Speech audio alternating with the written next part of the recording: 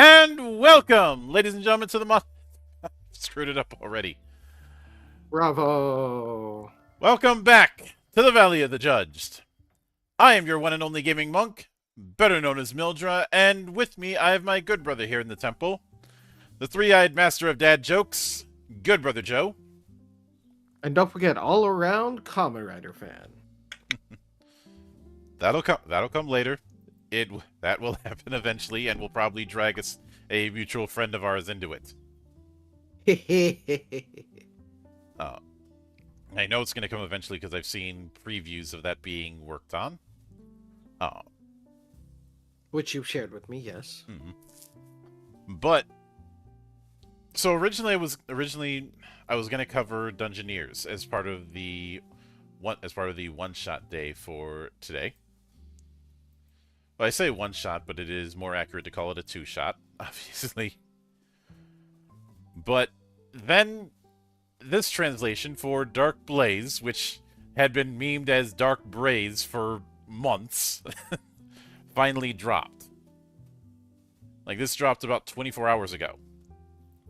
And I said, you know what? I think I'm going to pivot a little bit because this is what I wanted to cover for a while. So, your time will come, Dungeoneers, just not tonight. And obviously, we are almost finished with Armored Core, but the 3-in-1 rule applies. Now, when it comes to Dark Blaze, the Tank Life RPG, this is coming to us through Group SNE and Hironori Kato. Fortunately, we do have bookmarks. Yay! And I remember looking at the preview art a while back and getting a lot of vibes of things like Valkyria Chronicles, maybe a little bit of Ring of Red. And Alan points out it was originally romanized as Dark Braze in some of the original material. Dark Braze! Yeah. The shitposting side of me would have is thinking, oh, maybe it should have stayed that way. But the honest part of me is like, nah, that'd be ridiculous. The joke would run itself into the ground after about a dozen pages.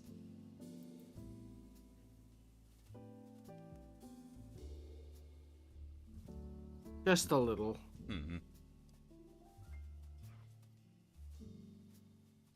But,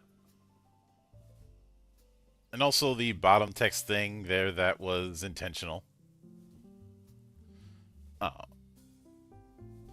We live in a world of Dark Blaze. Bottom text.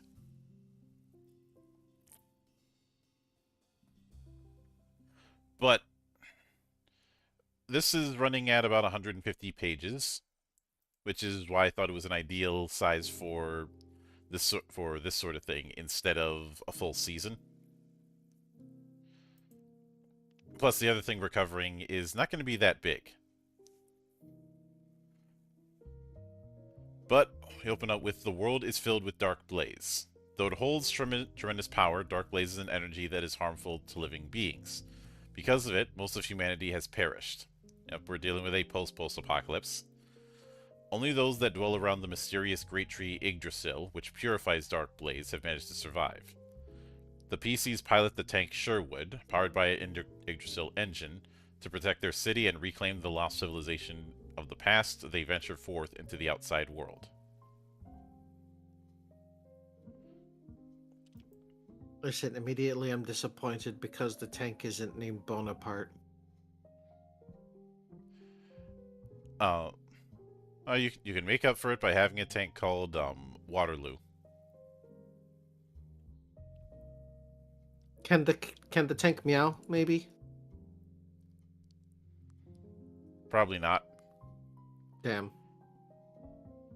But then we open up a bit further. The world is filled with Dark Blaze. Originally, this was a highly efficient energy source, and its discovery led to a dramatic advancement in human civilization. However, soon the blaze cores began to go out of control one after another all over the world, and the world was covered in dark blaze. While many living things, including humanity, perished, a few managed to survive. A tree called Yggdrasil that had the power to purify it. And humanity was isolated in a small village protected by a giant Yggdrasil tree over 10,000 years old. Tank riders are people who climb a tank, Sherwood, equipped with an Yggdrasil engine that purifies dark blaze to explore the world filled with it. About 500 years have passed since the blaze core went out of control. The world has been plunged into complete darkness, and what were once modern cities have become jungles infested with monstrous, hideous plants and animals contaminated by dark blaze. Nevertheless, tank riders risk their lives to explore the outside world in order to protect their city and reclaim lost civilization. And as is typical of a lot of Japanese tabletop, we have a few character archetypes front and center. The warhead who would like to ask you a question.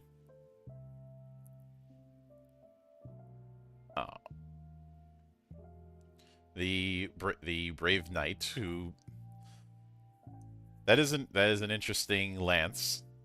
It's like the handguard looks like a rocket.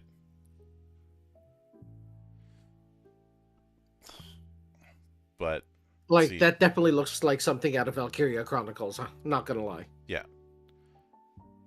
The Hawkeye, because we gotta have our snipers. Who's obviously an elf. Mm-hmm. Yep. The rock shooter. Say hello to my little friend. No, that's a shotgun. Never mind. Oh yeah. That wields powerful firearms capable of firing rapidly. So that looks like a blunderbuss, but I guess it's a repeat. I guess it's a repeater. So it's literally say hello to my little friend. Never mind. This is from their tendency to pull the trigger with bold abandon rather than careful aim. They were ironically named Rock Shooter. Okay.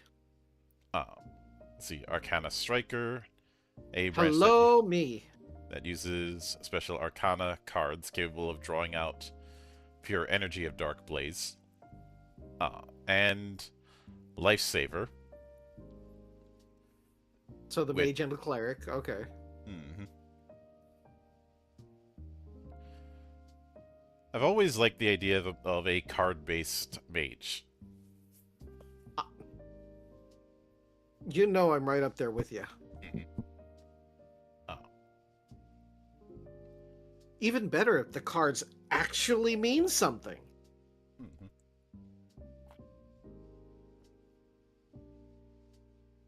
Then again, I've always argued that card mechanics in RPGs are an underutilized concept.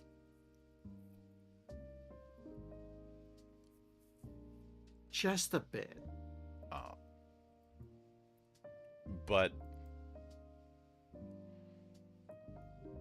of course, then they go into the main city, Yggdrasil.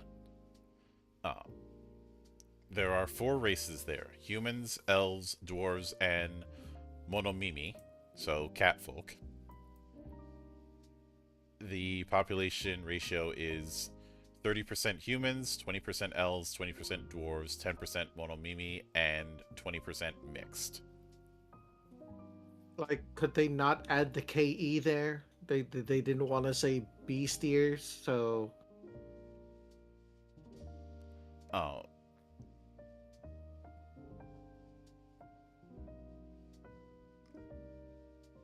Like just have it as Mononoke Mimi? No, Kemono Mimi, which is the full proper term. I guess wanting to have their own in-universe version of it. Because this technically isn't Japan where this game is taking place, but I am stretching that, I will admit. Just a bit. Oh. See, because it is in such a limited and fragile environment, racial discrimination is virtually non-existent. Survival depends on cooperation. Without working together, life here would be impossible. Nothing brings people together like something unified to shoot at. Right? Oh. Let's see. Humans are the most sociable. Uh, tend to occupy leadership positions. Elves are delicate and proud by nature, but also the least sociable. Uh, dwarves are stout and solidly built. Uh, so, and Mononimi have fox-like ears and cat-like tails. I guess that's why they didn't go with that, because it's not just cat folk. Well, Kemonomimi means beastier. It's supposed to represent all form of Yeah. animal folk. Uh, let's see, small and agile with carefree on the go with the flow personalities. Not suited for deep contemplation, but have exceptional physical abilities. All Ah, four no wonder they're spray and pray. Mhm. All four races have an average lifespan of about 70 to 80 years. Within Yggdrasil, the lifespan is about 50 years. So we're not. So even with the elves, we're not dealing with the whole long-lived quasi-immortal thing. Uh, but then we have something that I always like. It's rare that we see this in RPGs, and I always like when we have it. Trying to introduce some of the concepts using a comic. I actually wanted to do this kind of thing for Legend Edition, but logistically it just didn't work out.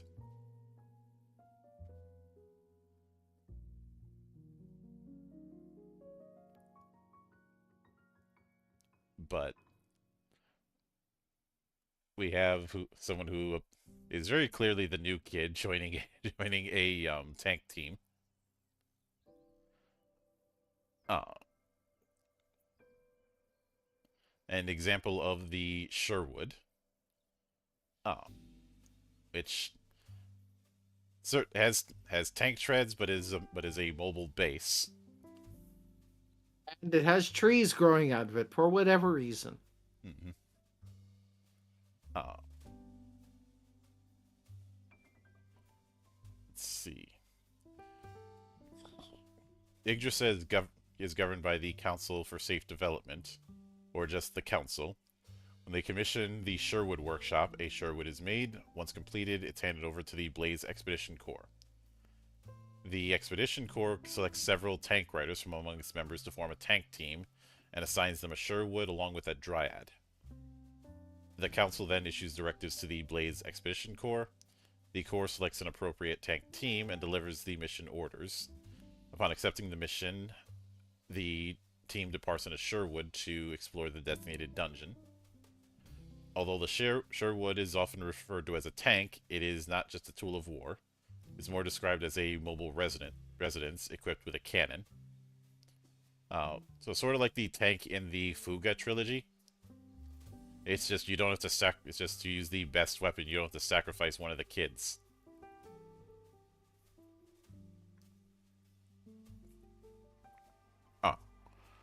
Inside the Sherwood is a living space, and some models include planters for cultivating food. From its armaments, including the cannon, to its internal equipment and even its exterior color scheme, most aspects of a Sherwood's customization are left to the discretion of the tank riders. But that is not without limits. Those who sortie more frequently and earn greater merit are given access to better equipment.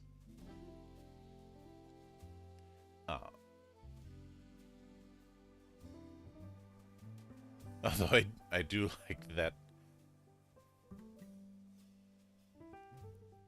the Dryad is basically their lantern, but also almost in the same position as like the canaries that are used in coal mines. Mm-hmm. Oh. I do love the whole. We must keep our Dryad in good spirits. Its power changes depending on its emotions. You, say something funny.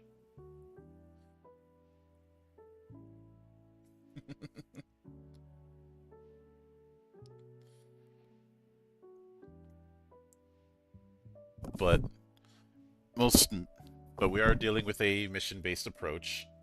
The idea is deactivate and retrieve the Blaze core near Yggdrasil, or if you can't retrieve it, destroy it. These are often found in what's known as dungeons. Uh, of course, a dungeon in this case doesn't necessarily have to be underground. It could be the ruins of skyscrapers, malls, underground districts, and large buildings. Uh, just that have been overrun with decay over 500 years. Uh, inside, they often carry a dryad lantern, which inside of that is a dryad. These are beings born from the siege of Yggdrasil. Small humanoids standing about 15 centimeters tall. They can't speak, but they possess emotions which shift rapidly and expressively. Uh, they have the power to purify dark blaze. For this reason, one is indispensable when exploring a dungeon. Dryads can only survive within a special medicinal solution. When submerged in this liquid, they emit a faint glow. So that's how we get the lantern effect with them.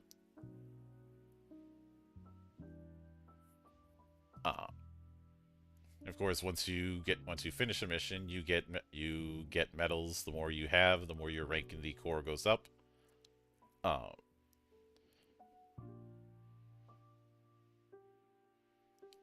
The Corps covers regular living expenses. Poor girl in the last page of the comic. She just wants to have her beer after a long mission. You know, I feel that. But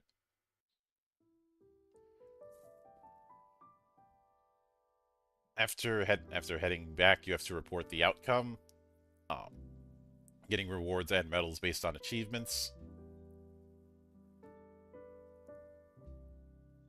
And during that time, you might be able to mess around with weapons, basically go through downtime. But anyone contaminated by Dark Blaze is forcibly taken to Komorebi Hospital, where they have to be hospitalized based on their contamination.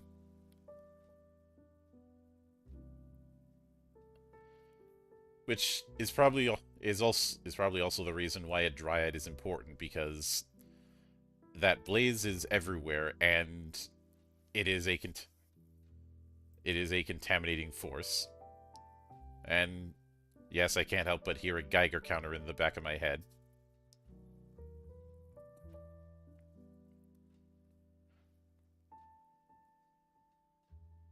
But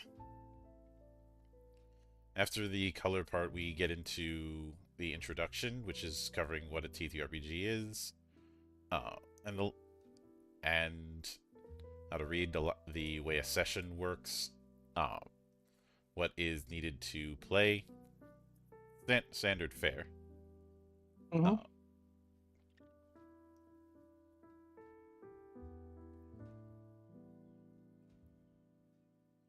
And let me see what sort of. So once again, we are only using D6s. Rather common. Yeah. Let's see. After that, we go into a bit of the history.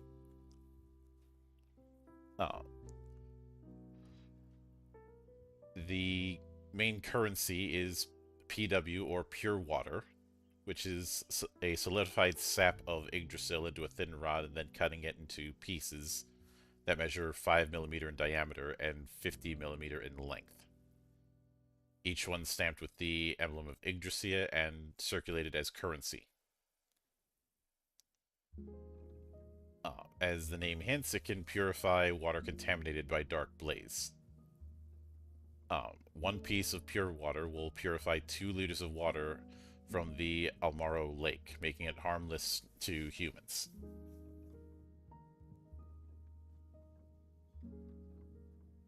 It also has fertilizing properties, as when placed in farmland, it accelerates plant growth and increases resistance to disease.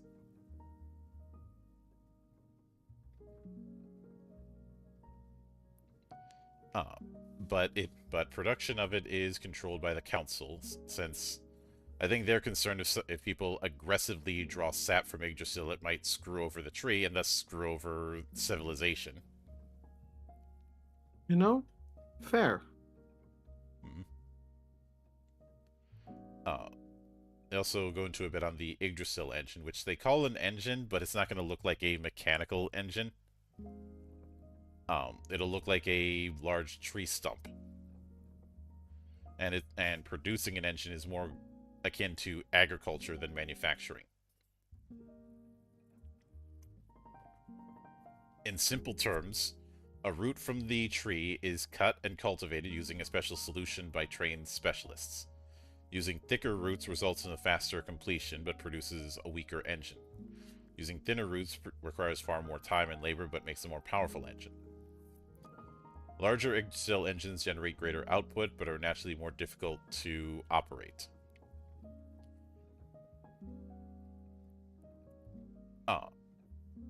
The engines are very valuable. In earlier times, they were only given to individuals who made great contributions to Yggdrasil's development. Nowadays, nearly every household has one, but they are still valuable items, and most will use a single Yggdrasil engine for nearly a century. A typical household Yggdrasil engine measures the trunk, which is 30 centimeters, the root, which is 50 centimeters, the height of the thing is 30 centimeters, and the weight is 20 kilograms. Engines in Sherwoods are a bit larger, as they have to power the vehicle, the cannon, and purify surrounding dark blaze to protect the crew. So, I feel like a household Yggdrasil engine is akin to like a generator. Looks like it. Oh, the thing that the thing that keeps the light on. Oh, and of course, in order to emit energy, an Yggdrasil engine needs a dryad. Mm-hmm. Which is born by taking Yggdrasil seeds and putting them in a special solution and cultivating them under the care of specialists. A sprout emerges from the seed. After about a year, it grows into a root, which eventually takes a humanoid appearance. During this stage, it's influenced mentally by those around it, especially its cultivators.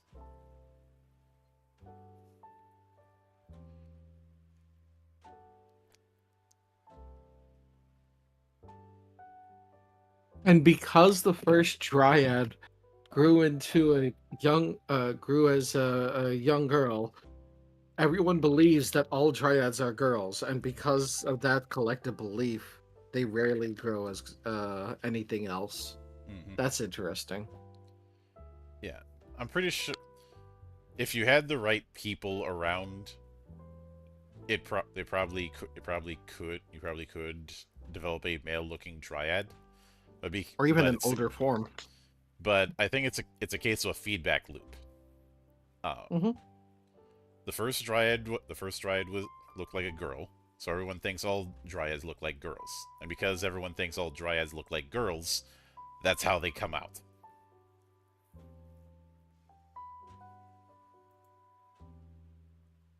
And even if it becomes known that that's not actually the case, it's just what you believe, because the idea of dryad is this particular form, a lot of people consider that the norm, so no one's really going to think too hard on it. Mm-hmm. And yeah, you might be able to convince a few people that that's not actually the case, but could you convince the entire town? Is another question. Is another question in and of itself. Mm-hmm. Uh, but they tend to last about 30 years, but they don't physically age, weakening after about 20 years. Uh,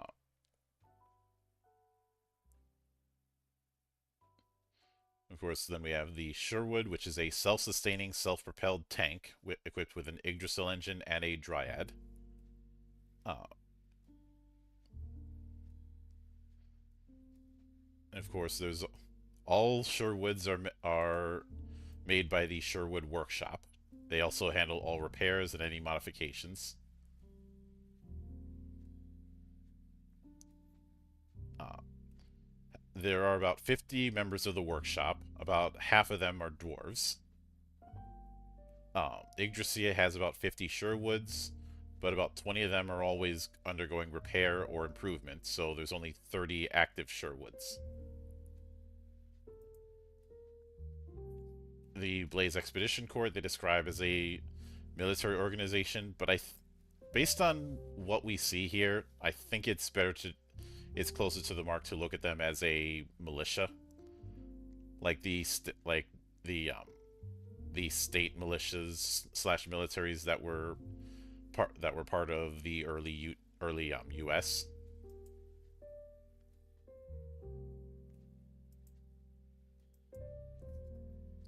You know how every state in the that was made of the original colonies, and even 100 years later, had its own standing militia.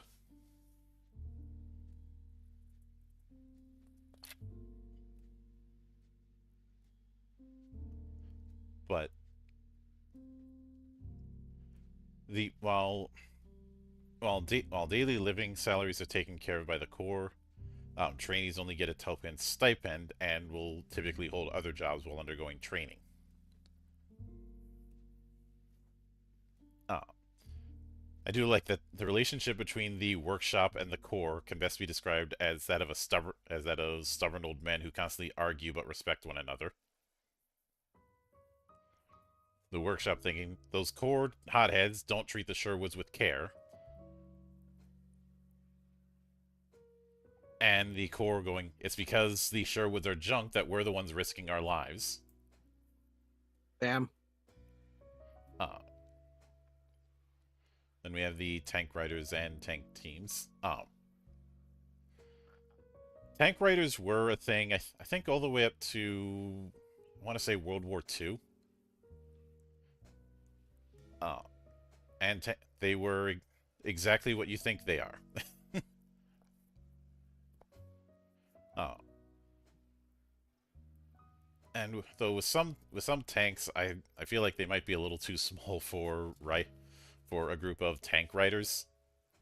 But if you're crossing a large landscape, not in combat, why not do it on the back of a vehicle? Very true. Very true. Mm-hmm. Oh, check. Let me see.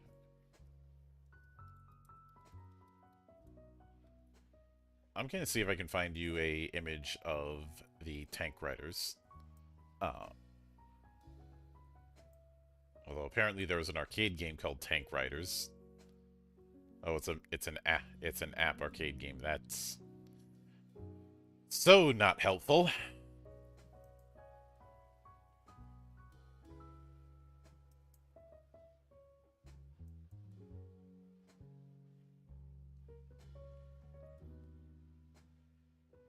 Uh,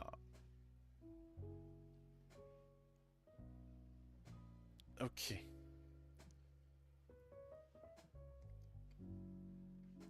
Jeez, I was looking for an old photo, but I suppose a miniature will do. I'm gonna put this in side chat for you.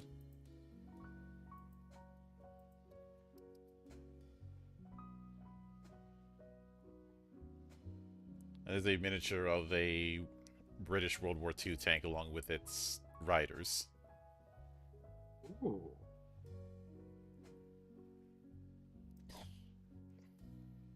Yeah.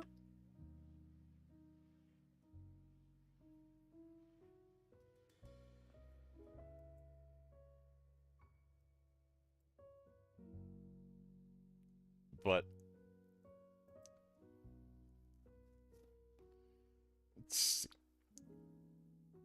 of course, the outside world is dangerous, mostly because of the Dark Blaze issue. Mm-hmm. Uh, and of course, the Dryad Lantern. Um,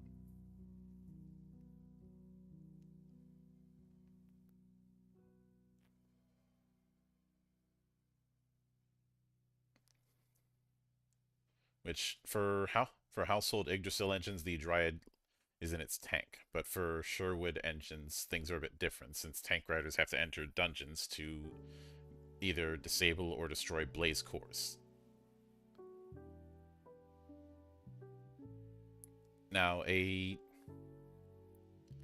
Dryad born from Yggdrasil has purification abilities, as mentioned, weaker than those of Yggdrasil or a proper engine, but significant.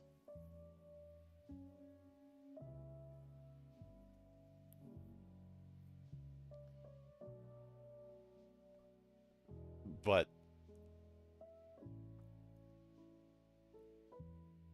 you do have to decide how deep you want to go when it comes to dungeons, and expeditions usually last several days. They can't be indefinite because being in heavy dark blaze areas puts a strain on the Dryad, which almost makes dungeoneering a kind of game of chicken.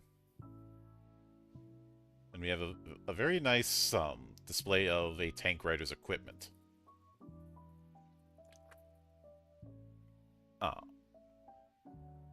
Including a breakdown of the way blaze cores are used in firearms.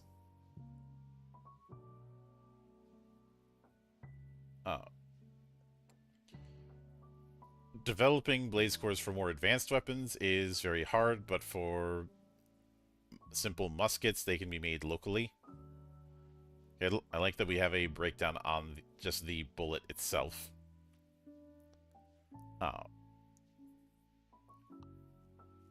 And some weapons, like chain axes, also have their own blaze-based equipment.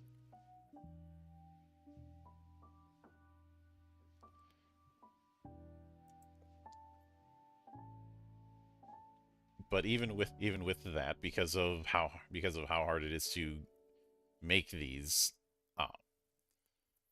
swords and bows are still useful.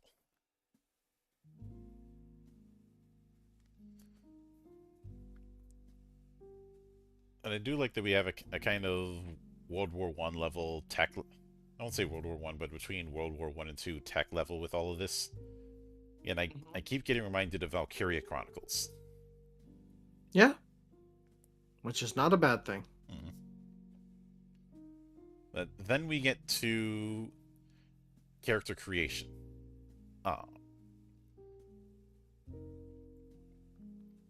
Where you're forming both the tank team and tank riders. And there are separate sheets for both the Sherwood and the Dryad. As mentioned, the Sherwood is the tank. The Dryad is the thing powering the tank.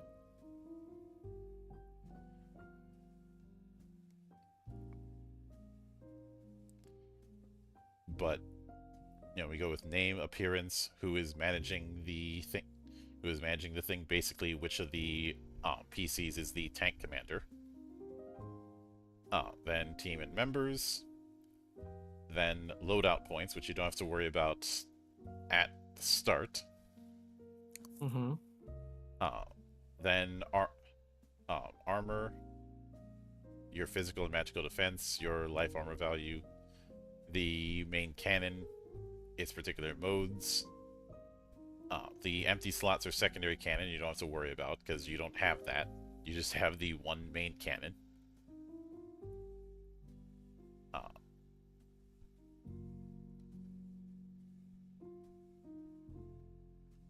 And then we have a similar setup when it comes to the Dryad sheet, though it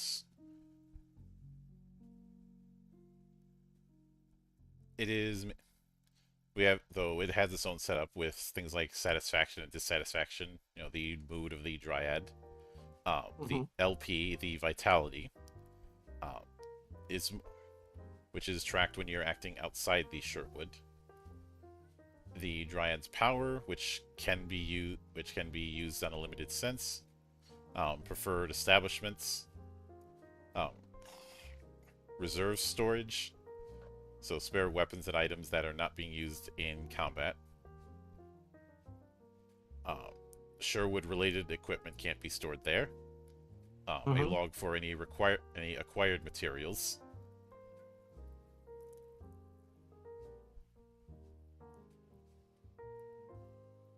And when it comes to forming a tank team, there are certain roles that are set up. The tank commander, which is kind of a sub role. You have to take tank commander as well as one additional role. But whoever has that is managing the Sherwood and Dryad sheets. Oh. And because of that, they get the Tank Commander emblem medal and get 5 merit points. So as a result, they're 1 rank higher than everyone else.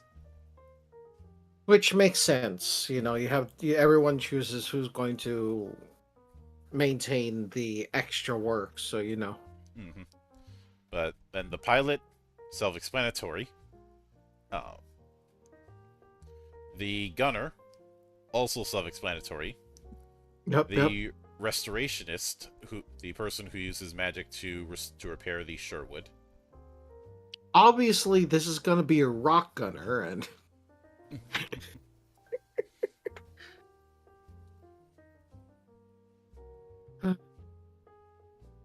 Now, when it comes... oh look, you can have a random team name. Mm-hmm. Yep.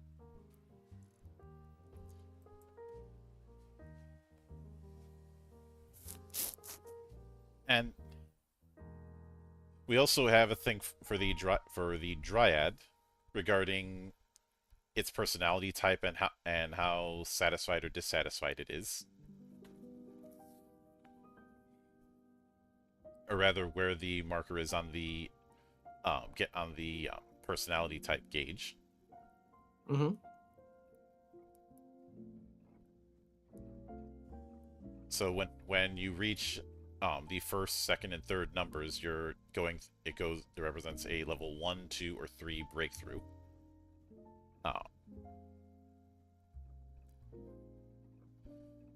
Though Dryads can't hold full conversations, but they do have enough intelligence to have a personality.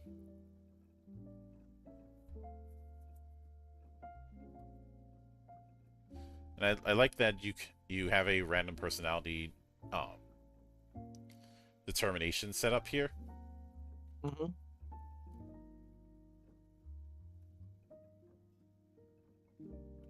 And there are 3 powers that Dryads can have. Healing Aroma, which can be used a limited amount of times to heal HP and BP. Let's see, Blessing Light, which generates a light that gives a bonus to action checks. And Teleport, which, if things get really bad, it can be used as a automatic escape.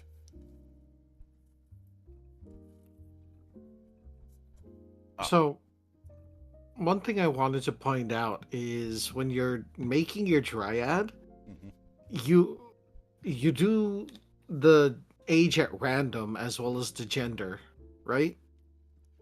Yeah. On a 6 for the gender roll, you can have a male Dryad because it is rare, but also on a 6 on the parent age, you can have you roll 2d times 2d for the how old they are. So it could be anywhere from 4 at the minimum if you do all ones to 144.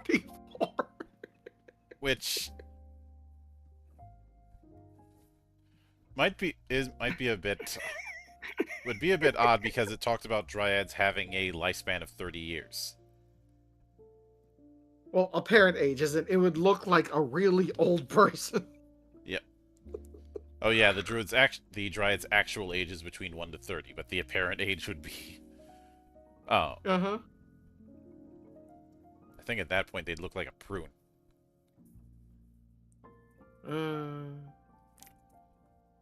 But I always love trying to figure out the math of like what the minimum and maximum range of a lot of these are. Oh yeah. Sorry, go on. But then we have making a tank rider.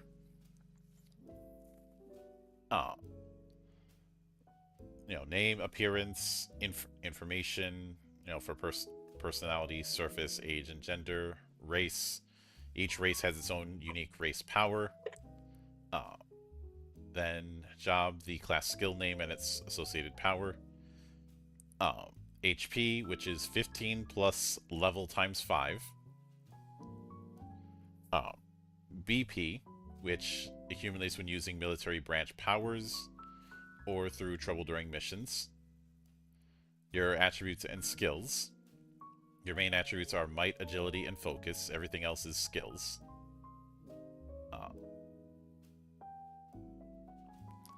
Your PC level, i.e., self-explanatory there. Your military branch. Each time your level increases, the military branch power increases in number or rank. XP, self-explanatory. Weapons. We'll get to that when we get to the equipment. Your shield, which can have a guard multiplier, physical or magical. Your body armor, which can give physical defense. Your rank, which, when completing missions, you get various medals. The tank commander starts with 5 merit points as mentioned, and the rank of Senior Iron Knight.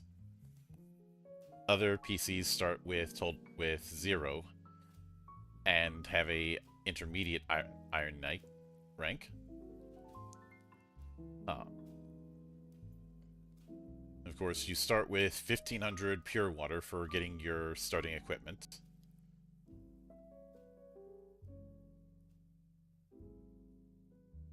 And the pocket section is for weapons and items used during combat, excluding your body armor. Your base is 3.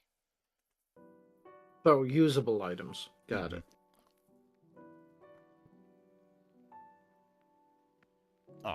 The diamond symbols are used to record the number of uses for weapon options or consumables. So this could be things like alternate types of ammo, I suppose. And of course, we do have a few sample character datas if you want to take that route. And some recommended compositions depending on the size of the party.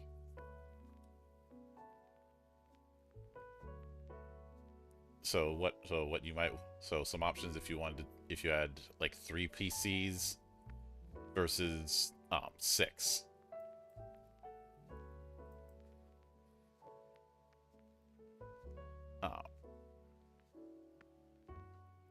Which is a nice setup.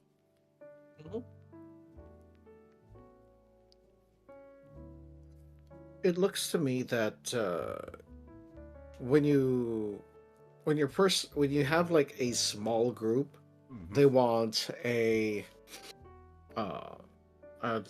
definitely want to do the long range, the melee, the long range, and the alternate form of damage, right? Because it's like Brave Knight, Hawkeye, Arcana Striker, which is going to be your mage. Alternatively, they switch the Arcana Striker with the Lifesaver and the Brave Knight with the Warhead, which is still like 2 different kinds of melee. Yep.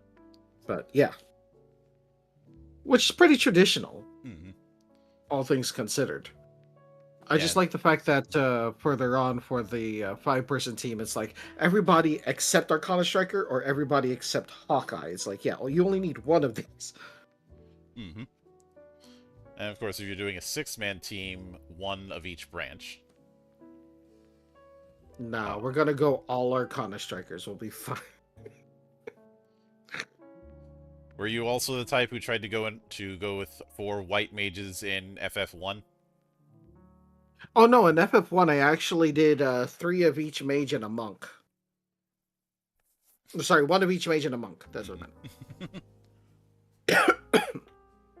Yeah. But nobody was tank. They do give an example of character data of a human warhead. Alternatively, you can build from scratch. A pretty standard setup for a lot of Japanese tabletop of here's the pre-gens, here's how you want to do full scratch but Probably not a good idea to do that until you've had at least one go around. Oh.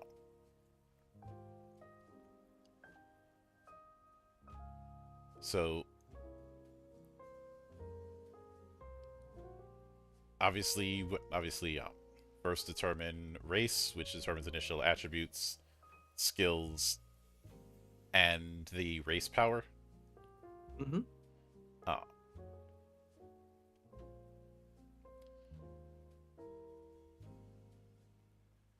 And then choosing the military branch, which there are, as mentioned, there are 6. Warhead, Brave Knight, Hawkeye, Rock Shooter, Arcana Striker, and Lifesaver.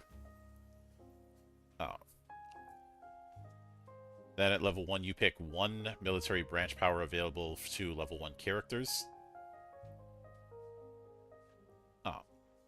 As you get experience and level up, you can get new powers according to your branch and level. You also have an initial batch of skills by that branch.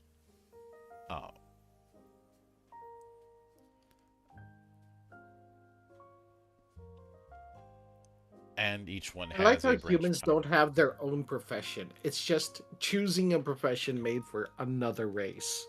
Mm-hmm. The class skill is the abilities you possess outside of your role as a tank rider. Mm-hmm. Which would make things kind of amusing if, say, you were a... Imagine if you're a warhead, but your class skill is... nurse. Nurse? Yeah. Well, no, that makes sense. That makes sense. Or if you were a rock shooter, but your class skill is camouflage painter. Actually, no, that still makes sense. No, that still makes sense. No, see, it's when you're the warhead and your class skill is ammunition craftsman. You're not making it for yourself. You're making it for everyone else. But or the Arcana striker whose profession is martial artist. But then we have the power. You have race power, military branch power, and class skill powers. Obviously, each one will have its name, the BP gain, i.e., how many blaze points you end up getting. If you have too much blaze points, certain effects can occur. Sometimes powers may have a specific amount of uses. And of course, the target, the timing, and the effect. Mm-hmm. Military branch powers have 2 ranks. When you get a new power, you only get the first rank effect. Upon leveling up, you can either get a new power or boost the one you have to 2nd rank. Good. Let's see. Humans have, as far as the races go, humans have 2s across the board with attributes. You also get a free point. Mm-hmm. And you get pilot, artillery, or restoration at 1, and salvage, venture, or medicine at 1. Yep. As well as the fortune power, which you can use once per mission. It is a +3 modifier to an action check. Let's see, elves have 2, 2, and 3. Have 1 in restoration, 1 in medicine. Makes sense. And Blaze Clear, which can be used as a fast action, main action, or support action, and completely removes blaze points. But you can only use it on 1 ally once per mission.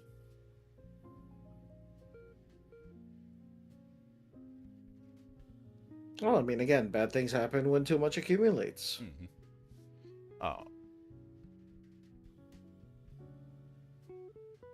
But while elves aren't as powerful with removing Dark Blaze no, it's as Dragon Quarter. Hmm?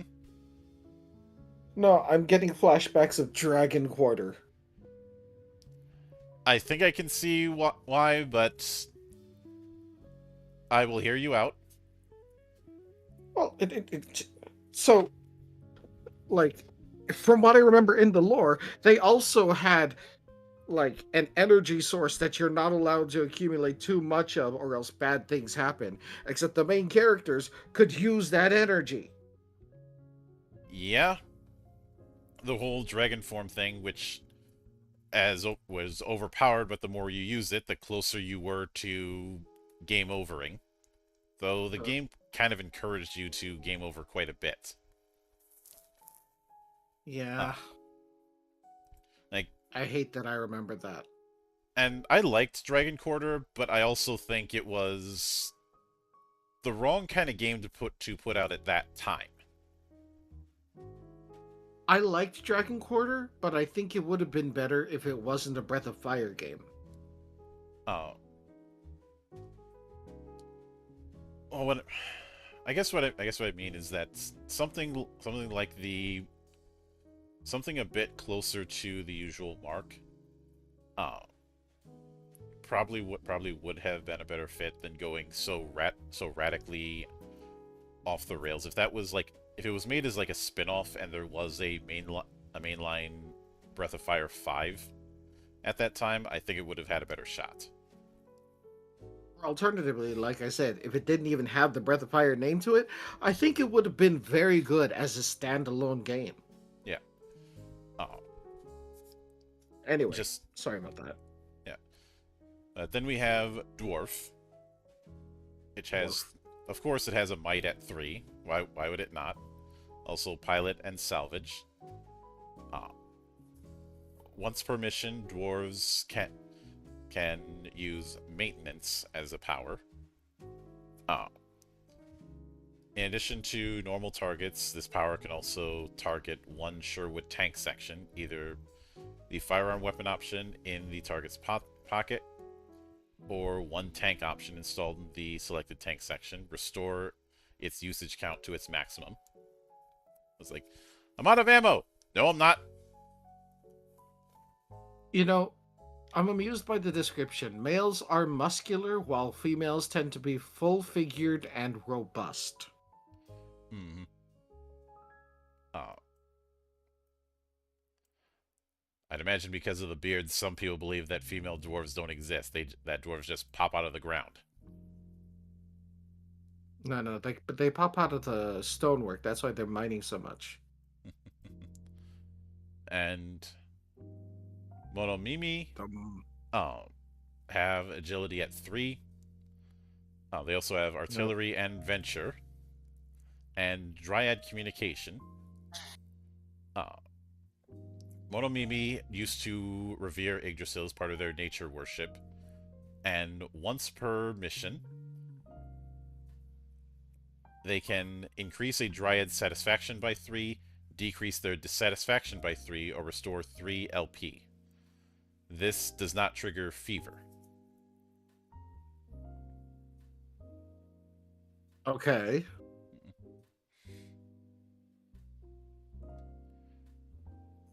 But so the Monomimi are a druidic race. Nice. Oh. Fair. But then we have the branches. The first one being Warhead, and looks like leveling caps at 6. Oh. It's always sixes. Mm-hmm. You do get melee at 1. We have a sample spread if you want to do things quickly. Uh, and the Warhead is basically meant to be the offensive frontliner.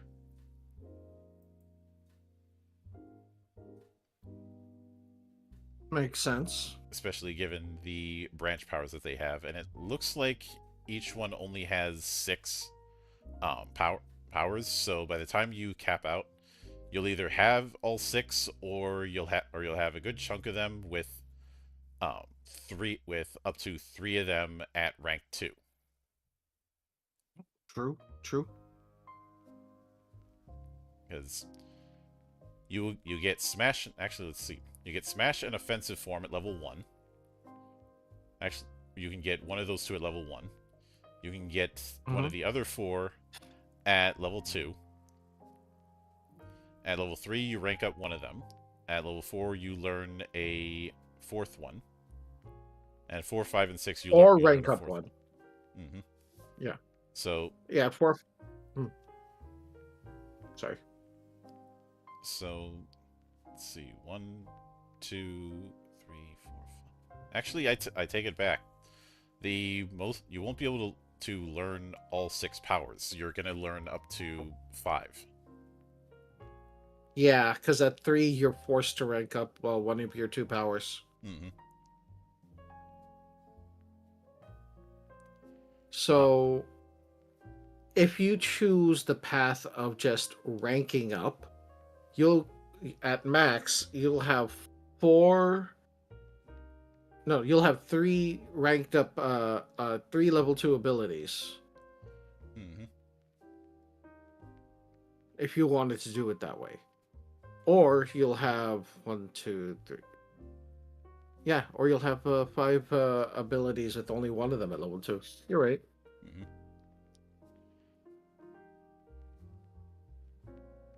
Now, I know it says Warhead for the next one. That's a typo. It's supposed to be Brave Knight. Warhead is the offensive melee. Oh.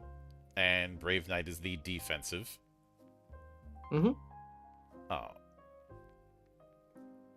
So those who tend to play the Paladin build, they're probably going to pick Brave Knight. Or those who want to be more defensive tank. Though I always like when a tank build has an option for self-healing. It is nice. I mean, it's not going to be as efficient as having an actual healer, but it's always good to have a backup. Then the Hawkeye, which is of course is our sniper, but also it looks like they are an anti-defense. Mm-hmm. They are a debuffer. Mm-hmm. Especially with guard break, where if you hit, the enemy can't guard. They also have an option for a frost bullet, which freezes. Mm-hmm. Ooh, and they can also stealth. Yep. But then we have Rock Shooter. And since it talks about firearms that are capable of firing large numbers of rounds at once, I think the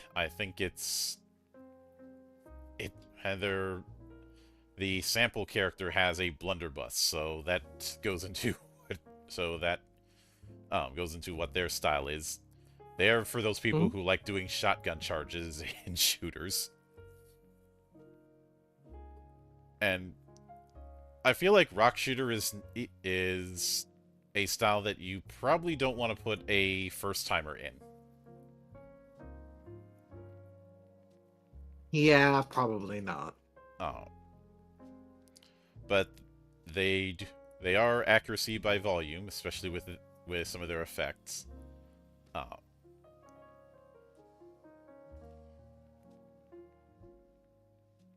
The as well as suppressive fire, high risk, high reward with things like gamble form.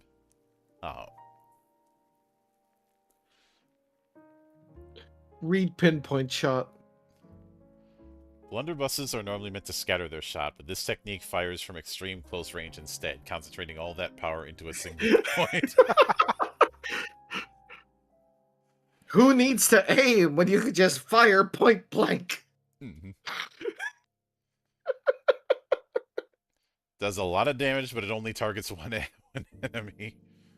Oh.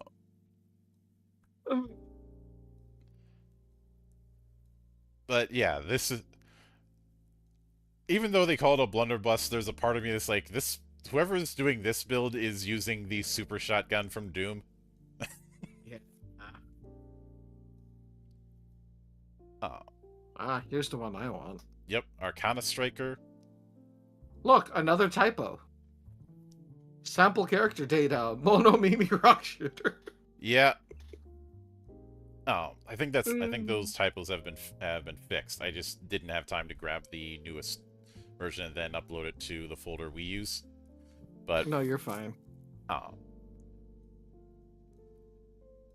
Even with the cards there, the weapon in the sample thing is a rune rod. Oh.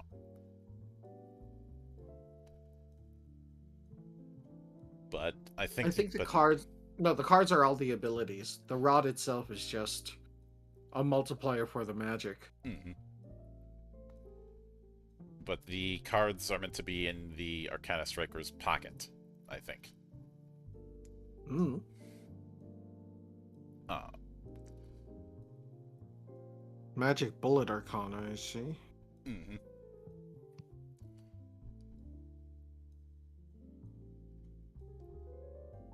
So it's I feel like Arcana Striker is one whose capabilities are going to depend on what arcanas they bring with them. Yeah. So I know there's the tradition of, oh, mages are the high skill floor, but I think with Arcana Striker there's a bit more justification here than with others, and it's not like they have a D&D wizard type of power scale over anyone who isn't a mage. They. I think the Arcana gives them a lot of options. Because, like, each Arcana does something different. You have a Healing Arcana, Poison Arcana, etc., etc., etc. Buffs, debuffs, what have you. It's their branch powers that allow them to utilize the Arcana in different ways. Hmm. And I just realized what I'm somewhat reminded of. Do you recall the crest sorceresses in Wild Arms? I was just thinking that. Same brain. Well, I mean, it doesn't help because the way that she's dressed and the way that, like, they're holding it just reminds me. Ken gives me that Wild Arms esque feel. Hmm. Oh, but then we have Lifesaver, which also uses Arcana. Although in this case they're not using Arcana. We have a typo of using the same paragraph from Arcana Striker. Whoops. Yeah. Yeah. Like, we know what they're supposed to be. Hmm. Like, it's.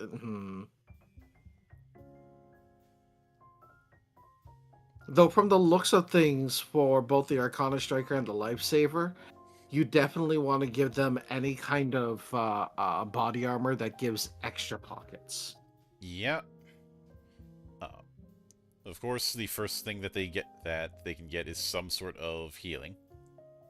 Hmm. If you take Life Stream, you can restore HP.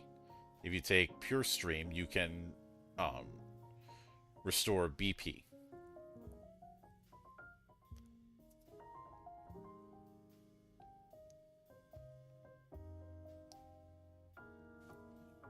Like, So, this one feels like it almost has to be an elf at this point, then. Only uh, because you're recovering BP, but also to prevent BP from, like, building up too much, they also have the once per mission dispel all BP. mhm. Which I feel like that once per mission thing that is meant to be your emergency button. Hmm.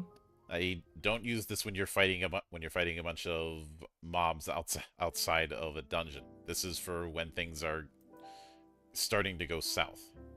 Hmm. Uh,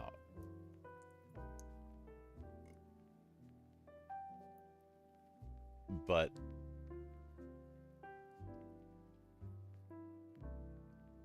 they. I also noticed Lifelink, which kind of has a heal with HP approach. Mm-hmm. Uh,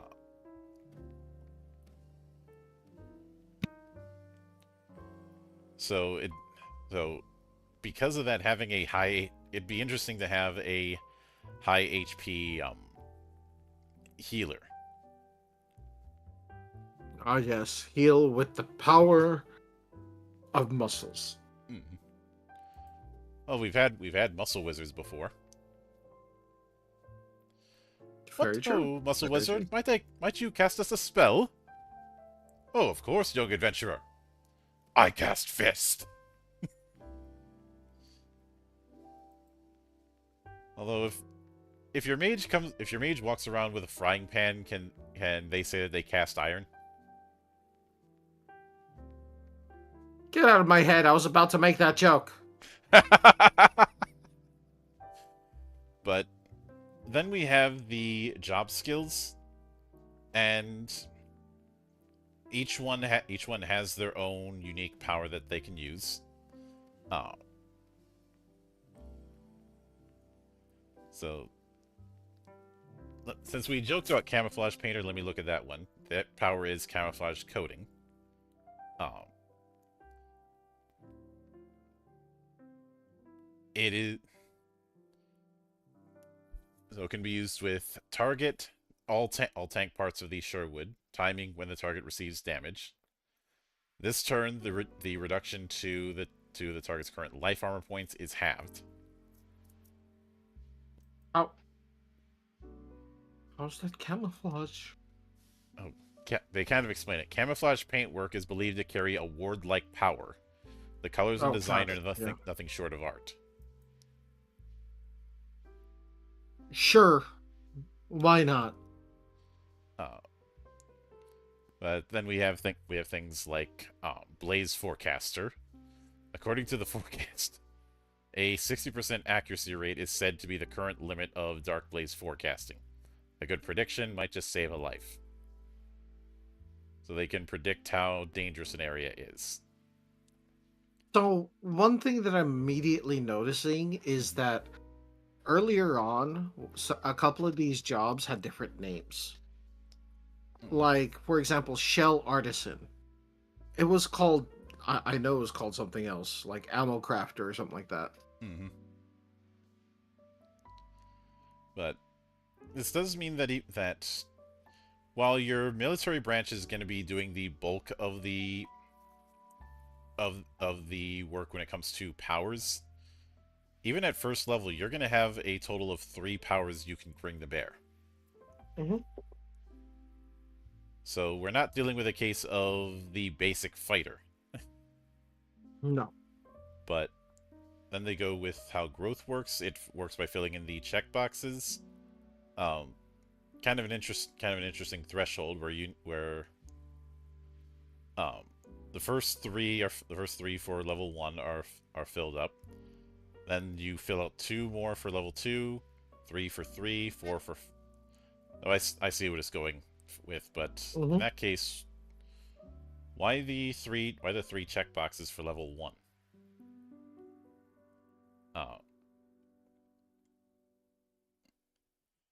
And for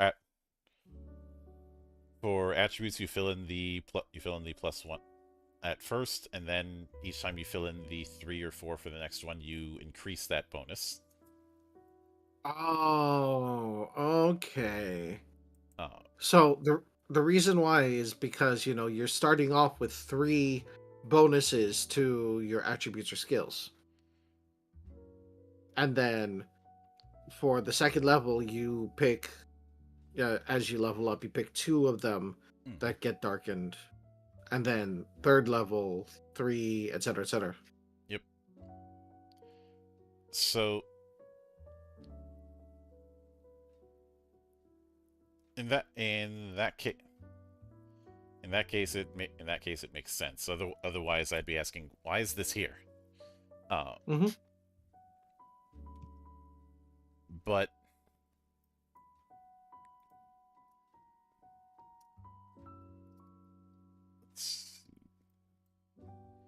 But then, of course, starting equipment, which is 1500 pure water. Of course, generating the core personality, the compatibility with the Dryad. Uh, which this is where those X's and O's were early on. Mm-hmm. Basically, this is how depending on the character gender, the Dryad may feel certain ways about you. Uh,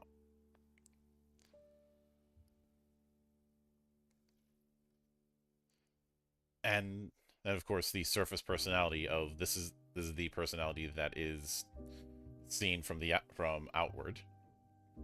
Uh, but character creation is pretty straightforward. You could. I think the only part that's really gonna be crunchy is starting equipment. Yeah. Everything else you can probably knock out a character in 5 minutes. Let's take a look at the. Well, actually, no. Let's see when it I comes was to. gonna skip ahead for equipment, but we're getting into rules instead. Yep. So this is a mission-based game.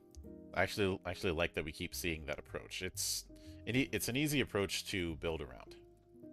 Uh, Starting with the prologue, then field phase, then dungeon phase, then epilogue. Why does this feel so familiar? I don't know. It's just, we've never come across a game like this. I certainly have not written a game that operated on a similar approach. No. Yours is completely different. But let's see, we will.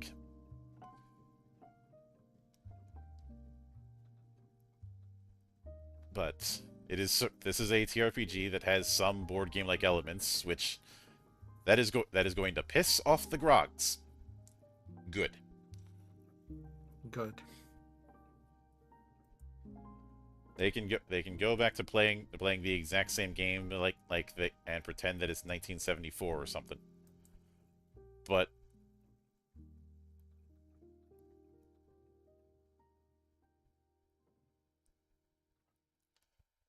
the obviously the prologue phase is basically a briefing of what the mission is, as well as where you do preparations.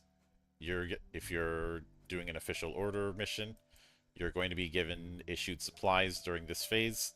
These are not cash payments, but actual directly provided equipment. Uh, Hmm. Preparing the equipment. If you have personal funds, this is where you can purchase your own equipment, uh, or use materials to perform synthesis modifications. Uh, if you can also use or shell shared materials through facilities within Yggdrasia. Uh, if you've accumulated loadout points, you can modify the Sherwood with the points you have available.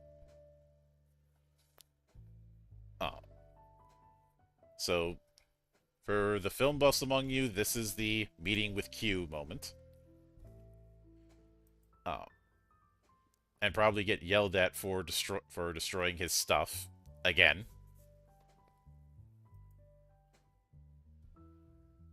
Because you know how it is. All the stuff that Q gives James Bond, none of that's coming back. Or at worst, it comes back in pieces.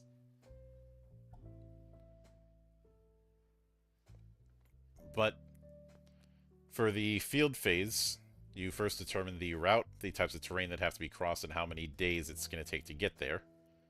Resolve each day on the field phase until you arrive at the destination, which is where we get straight into the dungeon phase. The route is determined by taking the team level, the average level of the party, and then roll 1d6, which would explain why levels cap at 6 here.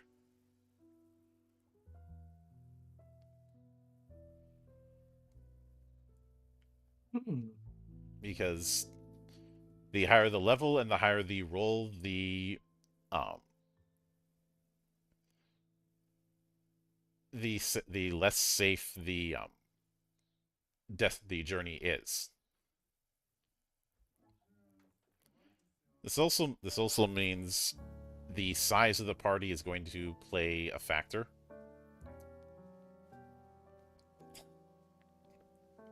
But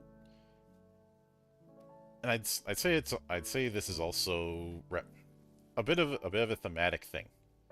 Like the higher level you are, the further out you can go into the outside world, because you're going through storm plains, then something like Billion Swamps or Dead Valley, then the Forest of Spirits. In fact, the 4 types of terrain are Storm Plain, Billion Swamps, Dead Valley, and Forest of Spirits. And I think it's a nice way of tying things together, I'd say. But you determine I think so too. The danger level each day using the current terrain travel day plus 1d. Then the zone event, which is rolled on the blaze density with a d6. Then going through the end of the day, if there are still events remaining on the travel schedule, go back to step 1. So the zone danger level, this is how I'd say this is probably how dense the blaze is and how hazardous it is. A safe zone, self-explanatory. A green zone has a blaze density of 1, somewhat explored but less dangerous. A yellow zone is untamed wilderness, dangerous but has material rewards. A red zone has high concentrations of dark blaze, a hazardous region inhabited by hostile creatures.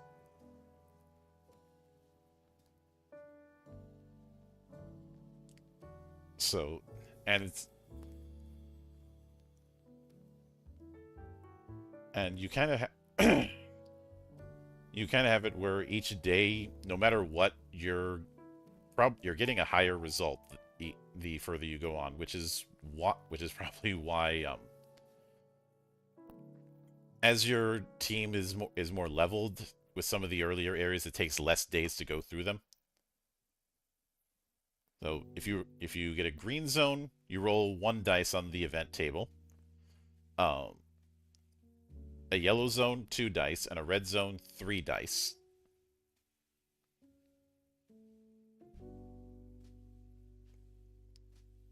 And at the end of the day, that's where you can do things like repair, naturally heal if the Sherwood is in a rest area, increase Dryad satisfaction, or adjusting equipment.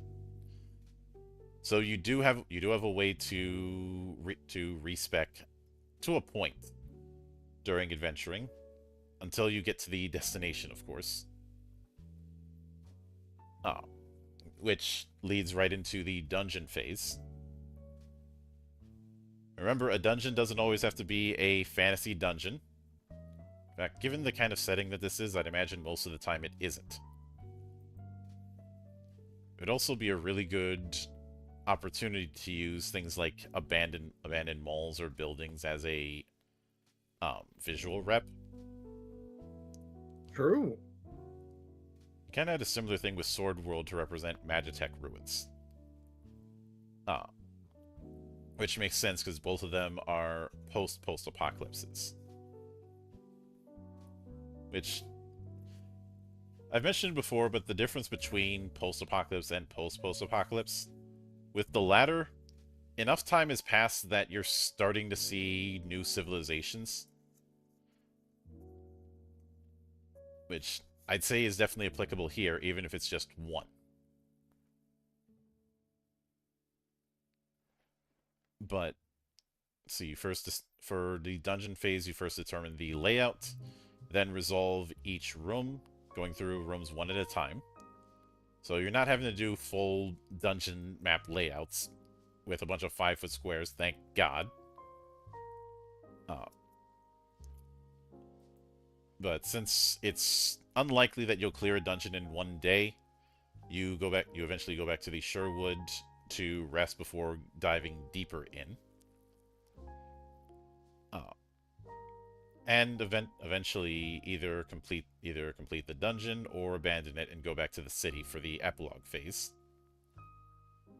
Uh, Actions inside a dungeon are measured with count. Uh, and this is where the Dryad's lantern points, or LP, is going to be a factor. Because if it goes low, you have to go back to the Sherwood to try and recharge it. Um,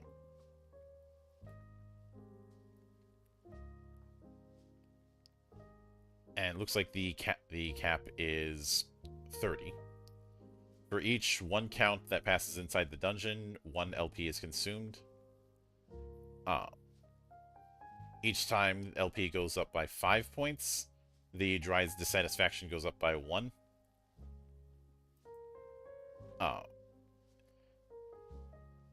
If it goes at 0, the Dryad can't purify anymore. And for each 1 count that passes in the dungeon, PCs get 1 blaze point.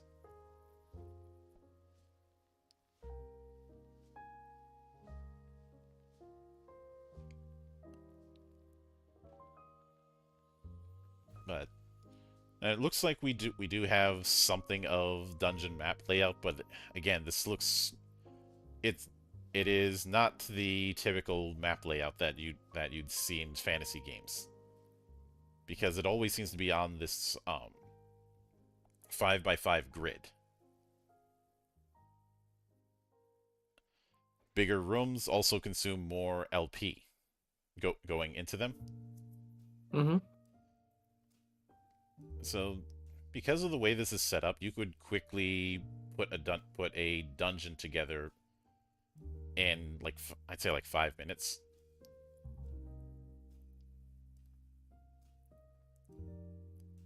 You could also do it on the fly, which is not easy to do with the traditional dungeon approach. But each time you go into a room, you have to resolve a room event.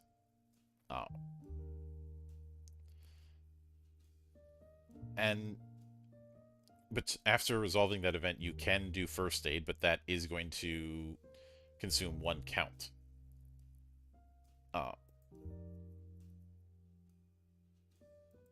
So you almost have the Darkest Dungeon style game of chicken with this, of how far do you want to push it before you have to go back.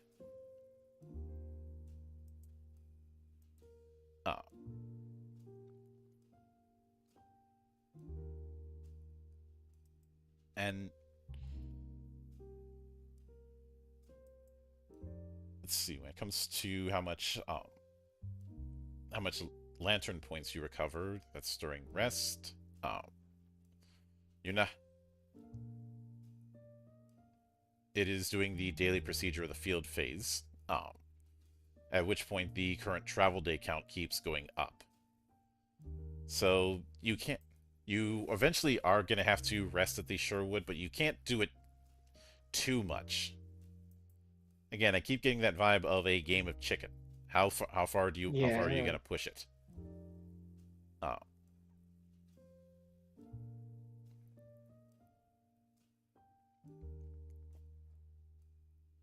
And sometimes you may need to do consecutive rests, which while one might think, oh, I'll just rest until everyone's fully recovered, even if it takes a few days. The more that you do it, the more that travel day count keeps going up.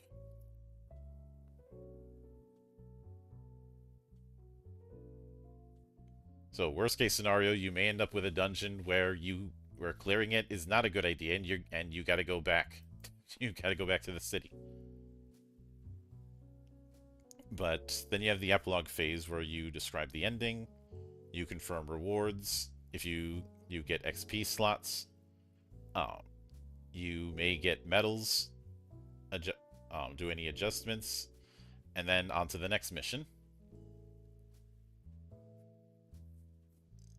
So the team level determines the success reward of how much pure water you get. Uh, if you're getting pure water only, or if you're getting patron points.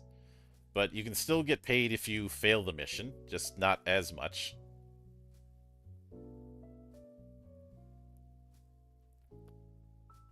If you did complete the mission objectives, everyone gets a XP slot. Basically checking off one of the checkboxes we saw for that. You might also get medals, as well as any adjustments. Obviously, the Sherwood might need to be repaired. Each destroyed tank component requires 3 months of repair time. Oh, Lord.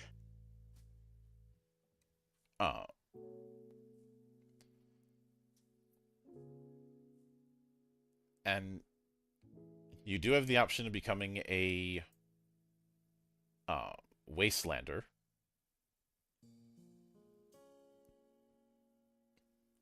Which is an alternate type of PC, basically a new PC under alternate conditions.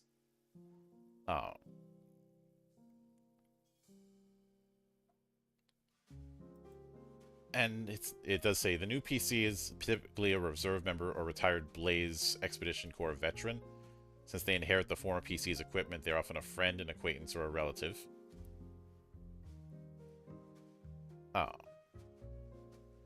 And sometimes the personality of the Dryad can change. But then we get to action checks, i.e. the core mechanic.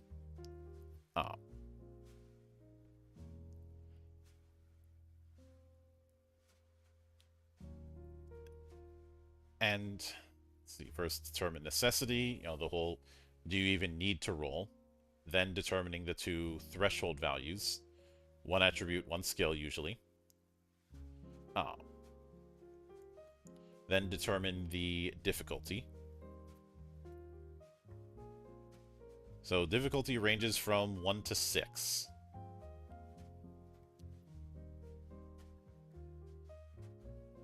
And then you determine the success degree. So instead of, like, when I first saw the whole attribute and skill thing, I thought, okay, we're dealing with a dice pool. Doesn't look like that's the case here.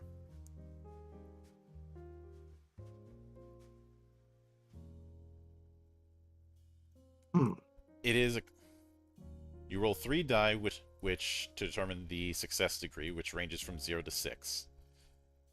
If the success degree is equal or greater to the difficulty, the action check succeeds. If it's lower, then it fails. And this is done by comparing the threshold values. You compare each of the 3 dice results to both threshold values, ability and skill.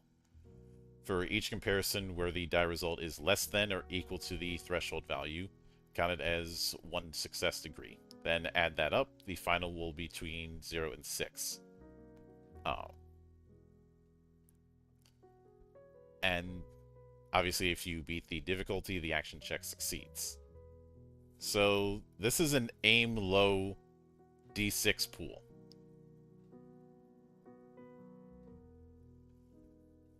Yeah. That is an interesting way to do it. Or you're rolling 3d6 and checking them to see if they're under either an attribute or a skill. If it's under both, then that 1 die counts as 2 successes. So, I see what they're cooking.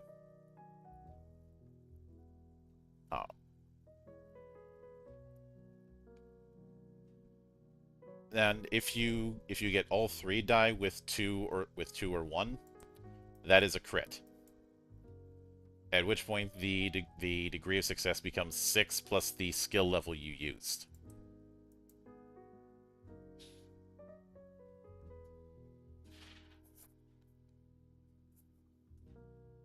That's certainly one interesting way to do it.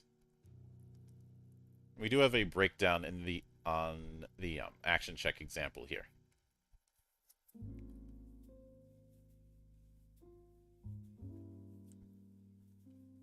On the other hand, if you get 3 die that are 5 or 6s, that's a fumble.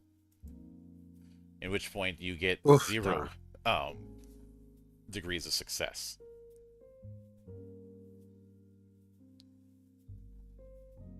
And sometimes there are action modifiers which will either grant bonuses or penalties to a check.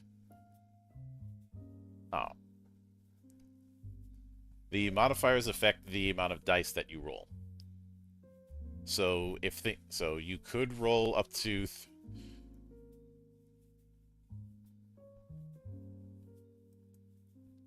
you could roll up to 3 dice, or you could roll no dice.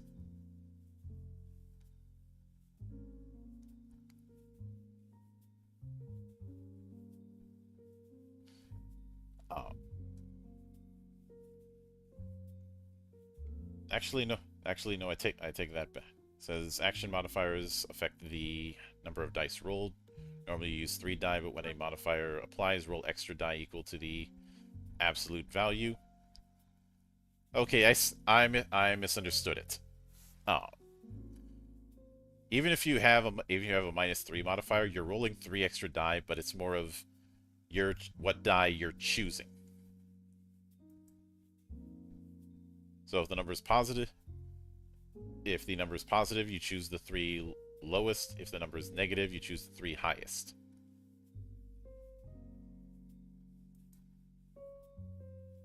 So slightly unfavorable, you're rolling 4 dice, choosing the 3 lowest, or 5 dice or 6 dice.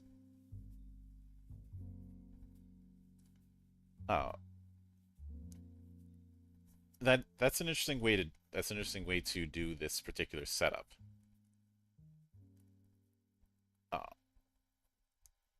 Of course, cooperative checks are multiple people doing it.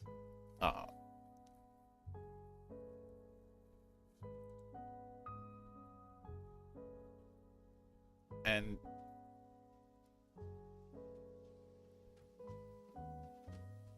of course, then they have the common action checks. Then we get to combat.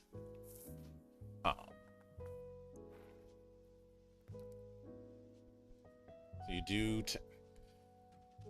It looks like we're doing side-based initiative. Not individual initiative. That's certainly a move.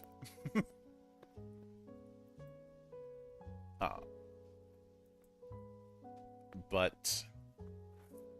like one side performs initiative, whoever has the whoever rolled higher on that front. Not whoever rolled higher, it's if you beat the monster initiative. You're doing a fast action, then a main action.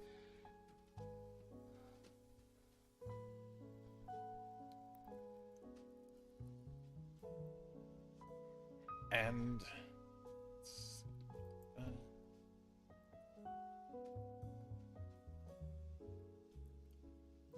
obviously you do gain XP post-combat.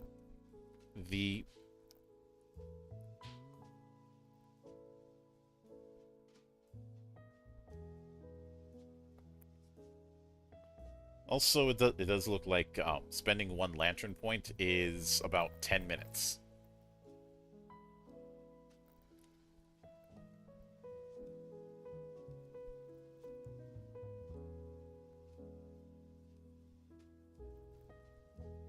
And we do have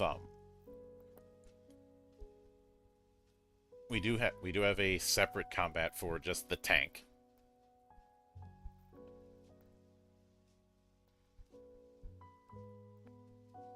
Though the main actions that you can do with the tank are either cannon artillery or tank repair.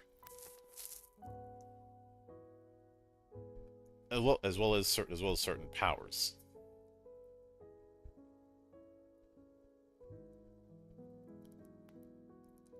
And let's see, tank piloting, bombardment, attack. Combat is pretty fast, I'd say.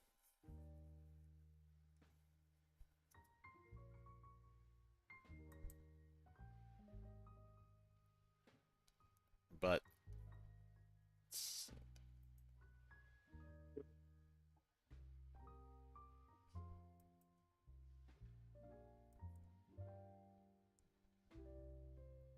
I mean, combat tends to be fast with the D6 systems.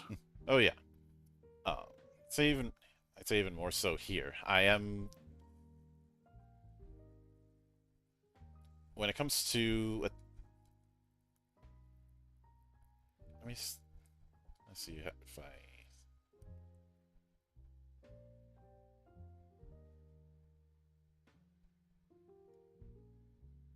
though I do appreciate the whole division of actions. If you're dealing with tank combat, monsters that you're up against can only attack you. Um,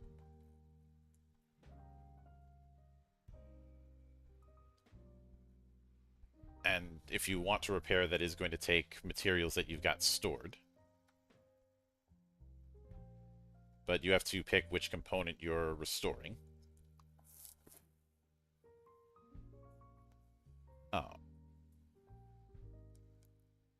And because of the way tank combat as well as PC combat is set up, I feel like this is the kind of game where picking multiple people of the same having multiple characters in the same branch might not be the best idea.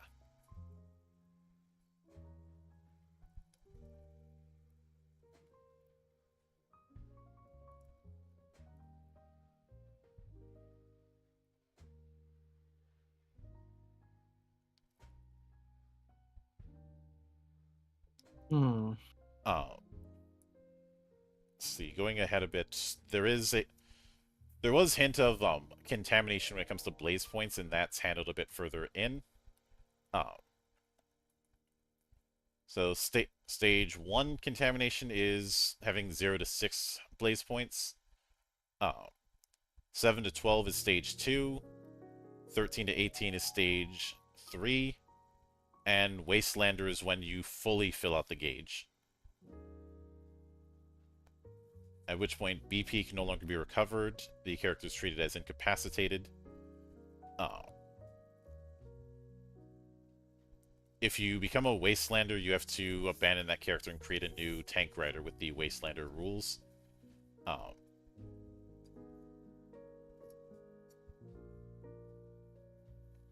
And it is essentially a slow death sentence. You're no longer able to fully heal from blaze contamination.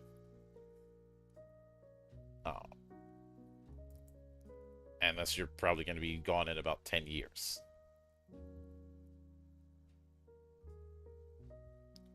But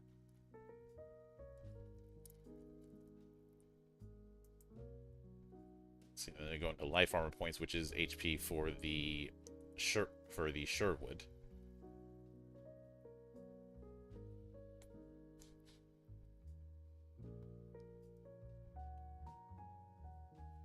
And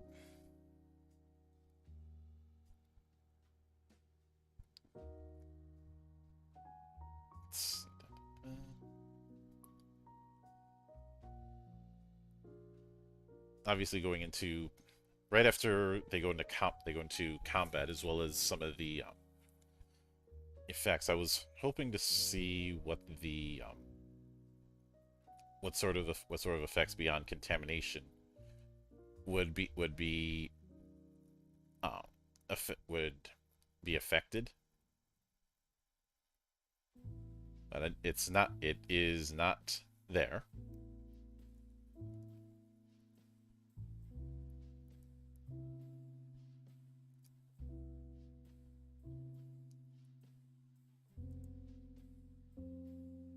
Although I do like this little thing when it comes to waiting for rescue. If the PCs have not returned within travel days times 2 plus 5 days, the Expedition Corps will send a rescue team.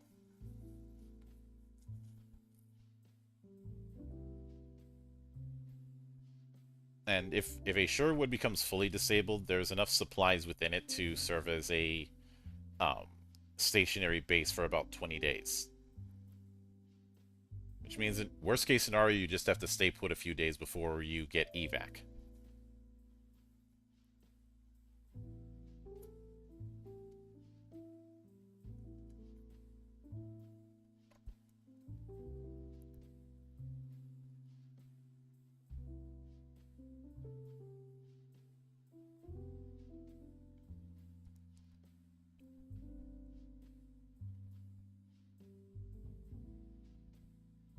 But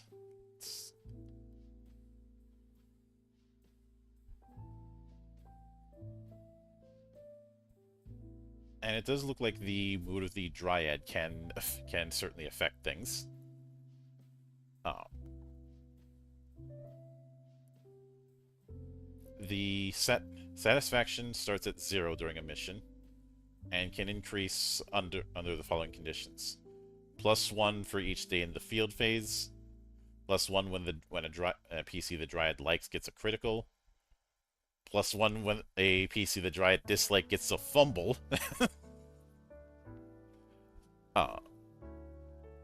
Which this kind of thing may change when medicine is used outside combat. With dissatisfaction, there's +1 when a Dryad likes rolls a fumble, +1 when a Dryad dislike rolls a critical, and of course that may change. When it reaches the threshold, it grants benefits to the PCs. When dissatisfaction reaches threshold, it creates harmful effects. So stage 1, 2, and 3 increases the number of uses for the Dryad power by 1. At fever, which is basically the cap out, all PCs recover their current BP and gain +100 XP.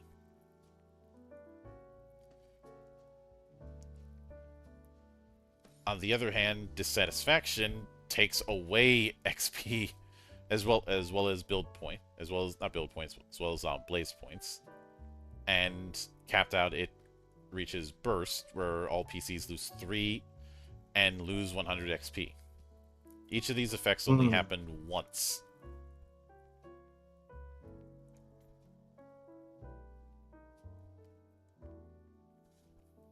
I'm kind of mixed on how I feel about XP loss like that.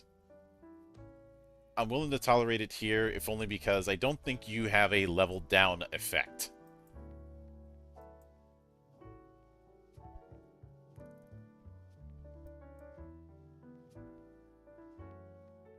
Otherwise, I would end up hating it the same way I hate those permanent level downs in, like, Wizardry.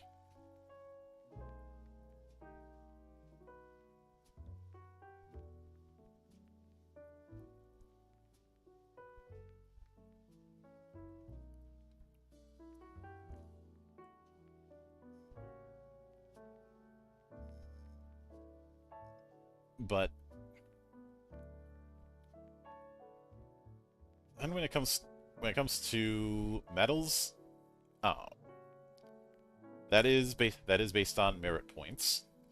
It's almost a kind of reputation setup. Medals are given during the epilogue phase as part of the medal confirmation. Each medal has either 5 or 3 ranks. Even if the conditions are met multiple times, you only get 1 medal from that category during a mission.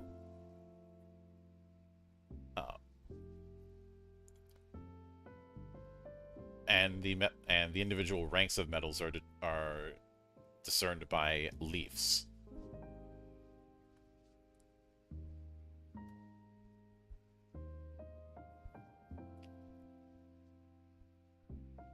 And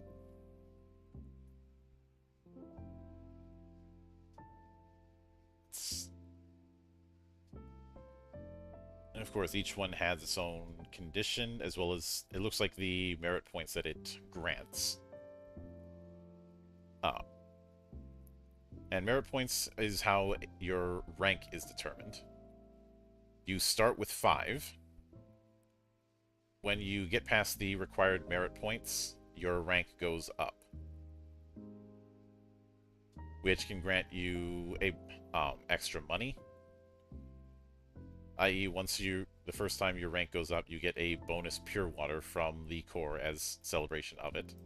This is your personal funds.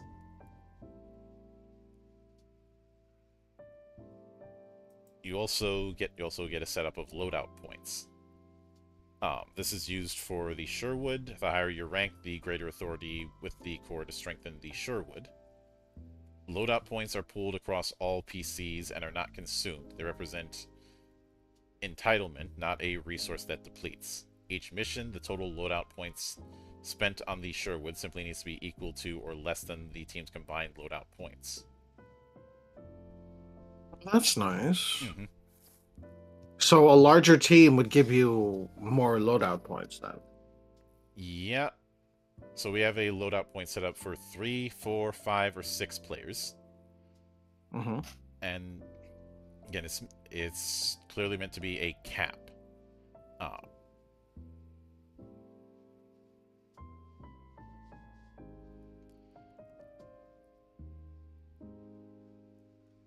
Then they go a bit going into the city, and this isn't very big of a city. But I do like the layout that we have here. Obviously, it is built around Yggdrasil. I'd say, I don't know, you think this would be about the size of the wall cities in Attack on Titan, as far as size goes? I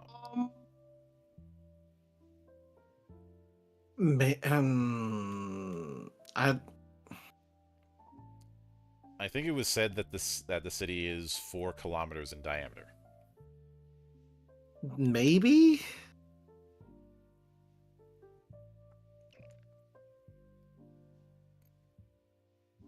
Like, it still feels like a very small city, obviously, but there are rules about buying and selling goods there, as well as patron points. A familiarity between the PC's team and the organizations of Yggdrasil. These can be gained through mission completion rewards. So you can either get straight money or slightly less money and get some patron points. And it's effectively a reputation system, which I always like in games.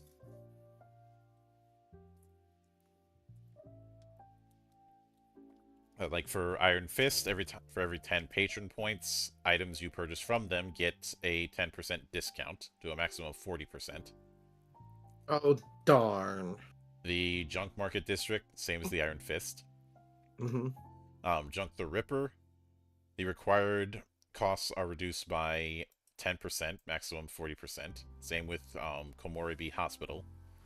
And for Sherwood Workshop, for every 10 points, the required equipment supply points are reduced by 10%. So essentially, the more they like you, the more of a discount they're willing to give you. I love the name Junk the Ripper, okay?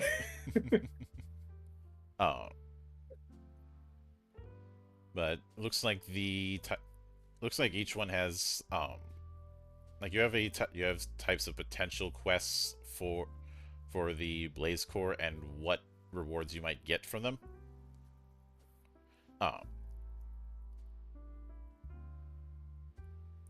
I'd say these are akin to secondary objectives. But Iron Fist develops weapons. Mm-hmm. And you could go with the standard weapons, or you could go with the less standard weapons, like the chain axes or the rocket lances.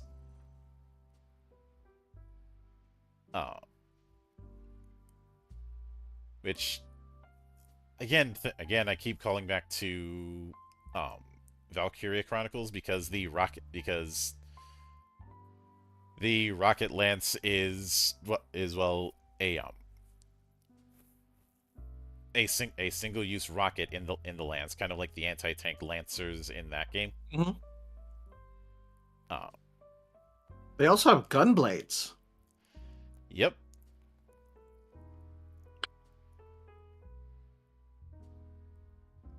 And we have the gun sword and the gun blade. I'd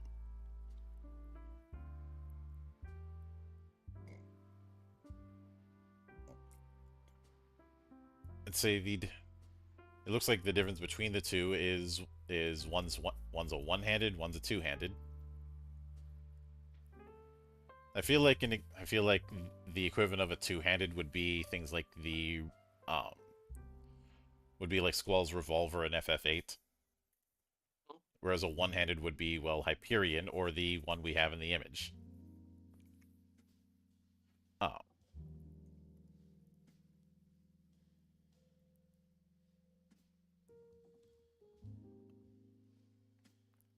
We also have muskets. I don't think we have repeaters in this setting. No. It must have been some kind of a typo when they first started talking about the rock shooter. Yeah, because the rock shooters are going to be using blunderbusses, which they And say. none of their abilities was repeat firing, so. Mhm. You do, though, if you're using grape shot, you are technically firing a lot of bullets at once. Uh, but it looks like you can either go with a scatter shot as an option, or a frag grenade. Mm-hmm. Fucking hell, Those are some nice options. they're the demo man. But the rune rod, we have the rune rod, which does use a spirit battery as part of its ammo. You have either the one-handed, which is a rune rod, or two-handed, which is a rune staff. I see no reason why not to use a rune staff, though. Um, Unless you're dual wielding rune rods or having a shield. probably the latter. I'd also imagine there's the matter of cost.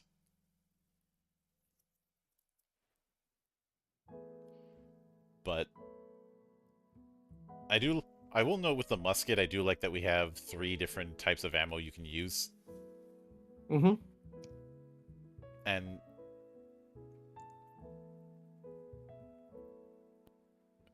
with most of the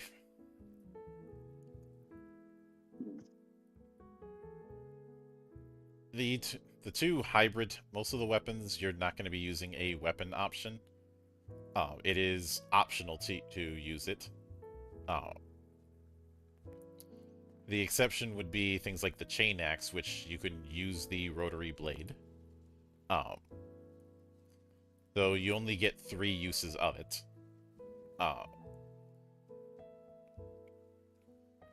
And of course, with gunblade rounds, you only get one use. Mm-hmm. With muskets, you've got 5 uses for each option, probably because you're going to be using it a lot. Spirit battery, you've got 3. Blunderbuss, you got 5 uses with either scattershot or frag grenade. With the shields, you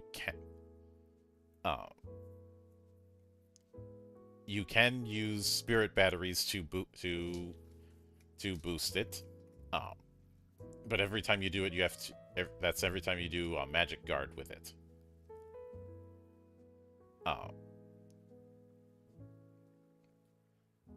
And yeah, if you're using a shield, you can't use two-handed weapons. So that is the trade-off. A pretty standard trade-off, I'd say.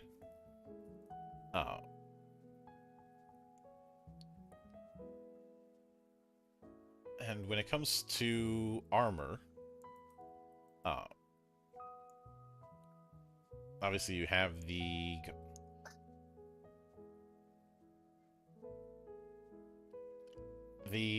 body armor looks like it always boosts physical. So if you want magic defense, you're probably going to need a shield.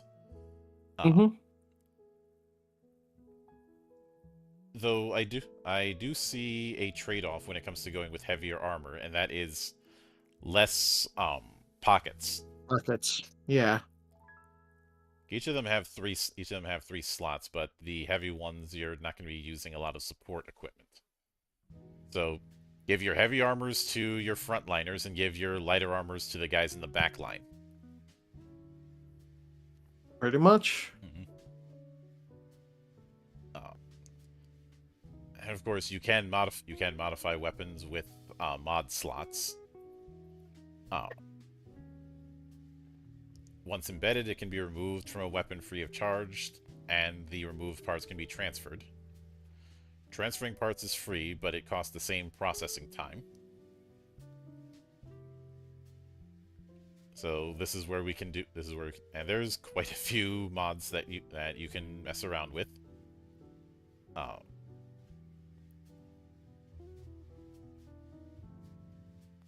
But each one clearly has its own costs, or it requires certain slots in order to do that.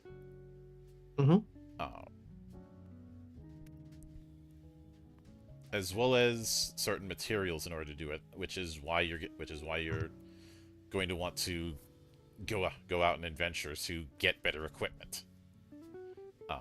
Monster Hunter all over again. In the junk market district, looks like this is where you can get consumables as well as Arcana cards. There we go. Which you have to be an Arcana Striker to use them.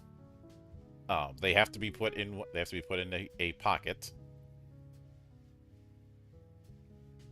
And well, I mean, I thought the healers could also use them. It looks like not. But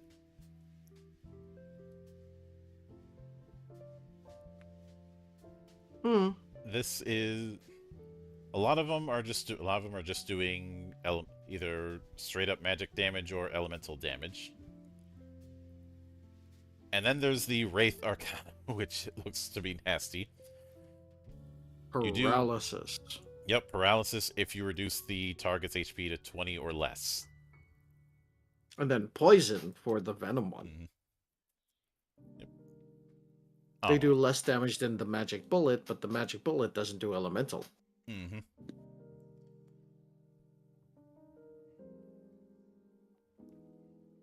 But they are still consumables.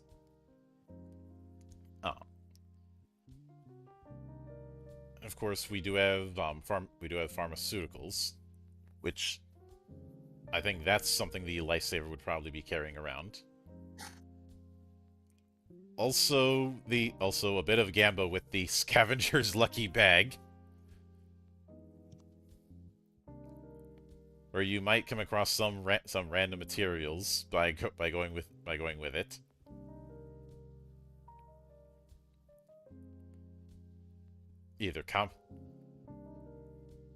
So that's how you can that's how you can get a bit of Gamba with your shopping. But Junk the Ripper, you're basically taking rare items, consuming them, and then rolling on a chart to see what you get and how much you can sell it for.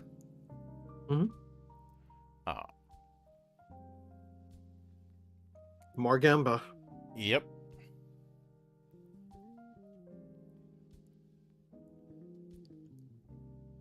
But it looks like it does.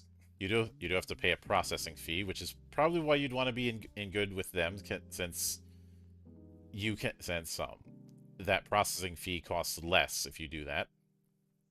Then we have the Komoribi Hospital, which the main thing that they're going to be doing is neutralizing Blaze. And of course the Sherwood Workshop. And it looks like this is where the loadout points really come in, because each type of component for the Sherwood has required loadout point setup.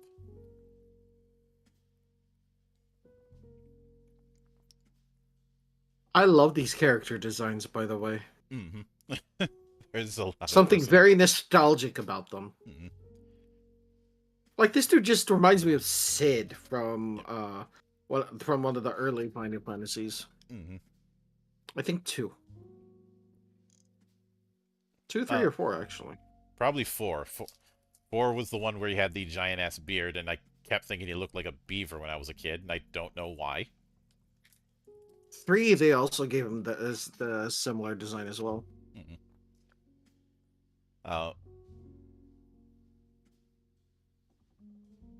But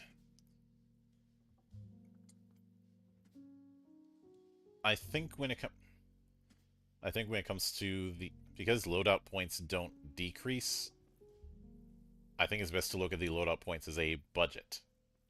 Mm-hmm.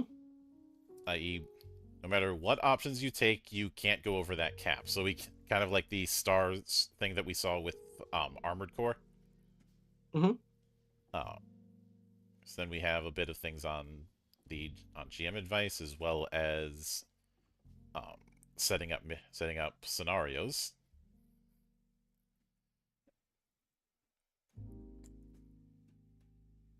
And completion therein.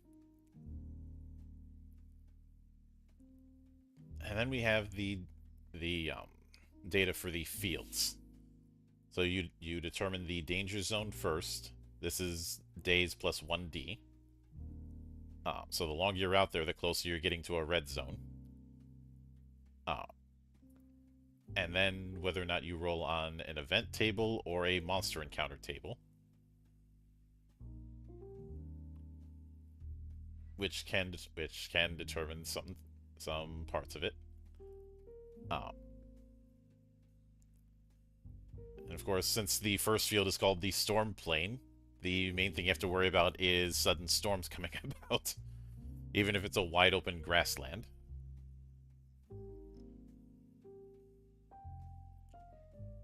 Well, if it's a wide open grassland, then you have to worry about the tall grass. But I do like that they put the recommended team level for each. Mm-hmm.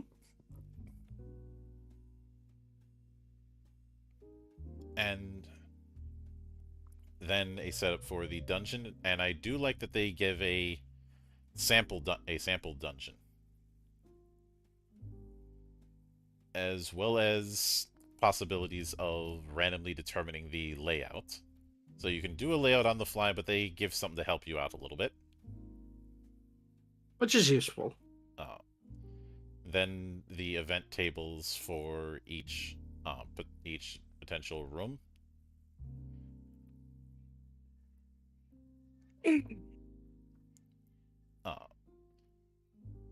Some might have some shared events.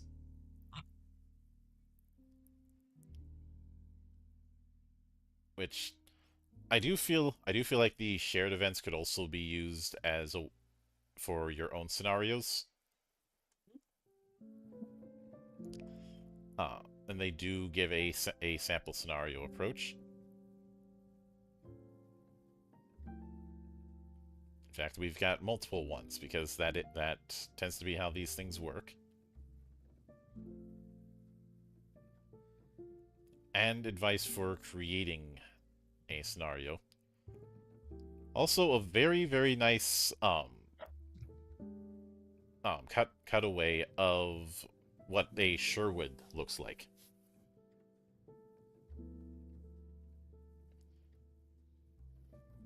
So you can kind of see that a Sherwood basically is a mobile base. Kind of like what you're in a lot of console RPGs, when you get like an airship or some sort of fast-moving thing, that ends up being a mobile base for you just as well. Mm-hmm.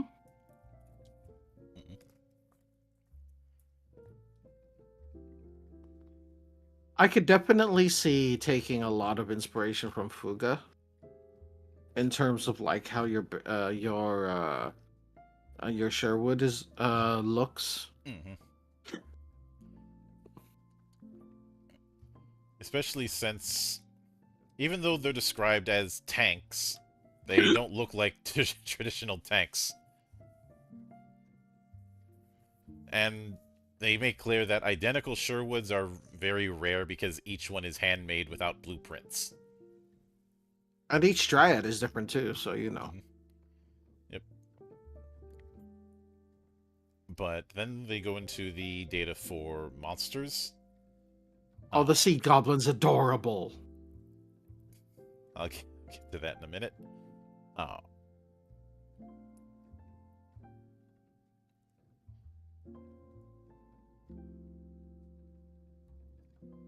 Yeah, I could see it.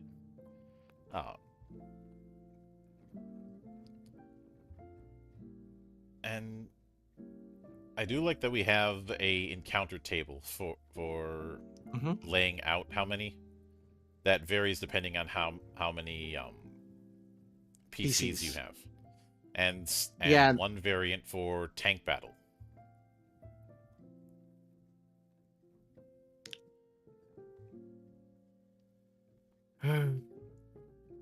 Uh, I'm scrolling down through them. We have dinosaurs, giant insects, dark elves. hmm uh,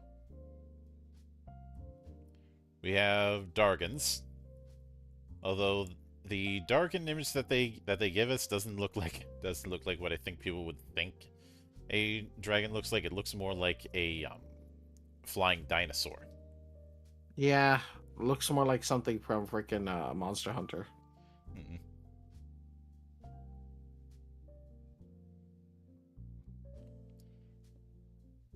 I like And how under dragons we have a creature called the tank snail. mhm. It And carries a damaged Sherwood or ancient vehicle on its back like a hermit crab. I could see them using that Sherwood as a bait. Mm-hmm.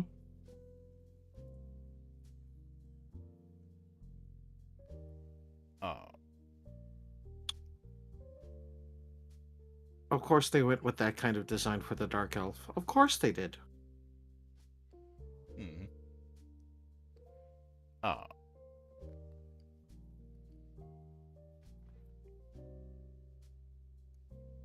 but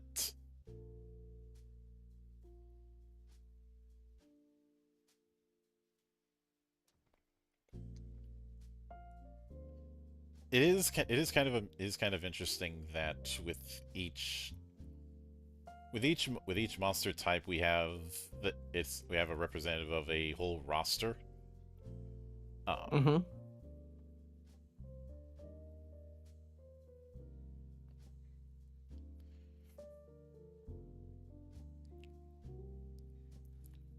but they do make clear that monster and PC levels are not the same strength-wise.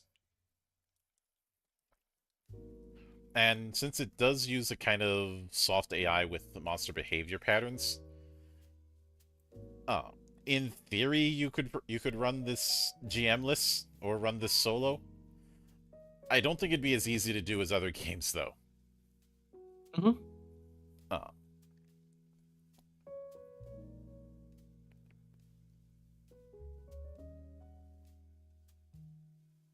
but that more that more or less covers Dark Blaze, and I had thought about covering Gravity Rip, but um, I think with how long this one went and the fact that I started late, I don't think we'll cover Gravity Rip tonight. Yeah, that But that might be for the best. what do you think of what we've got for Dark Blaze? I would want to play it. Like, I would want to grab a few friends and give this an entire shot. Like, it seems adorable. I don't know how long a session would last, but it it does a good job of setting up the world. hmm Makes it roguelike in several areas where you could kind of like customize it as you will. hmm Um and yeah, you could even like set the world to be whatever you want, like you were saying earlier. It doesn't have to be a fantasy post-apocalyptic wasteland. It could easily be like a semi-modern post-apocalyptic wasteland. Yeah, I'd s- I'd say the big takeaway I have with this setup is you could do very beer and pretzels. I do think this is a very beginner friendly affair. Yes. Uh, Like the classes are very straightforward, the skills are very straightforward. There's not a lot of it doesn't bog you down with too many details. Even the equipment isn't that crunchy, in all honesty. and there one of the big things I see out of this is there's something to chase when it comes to Yes. equipment.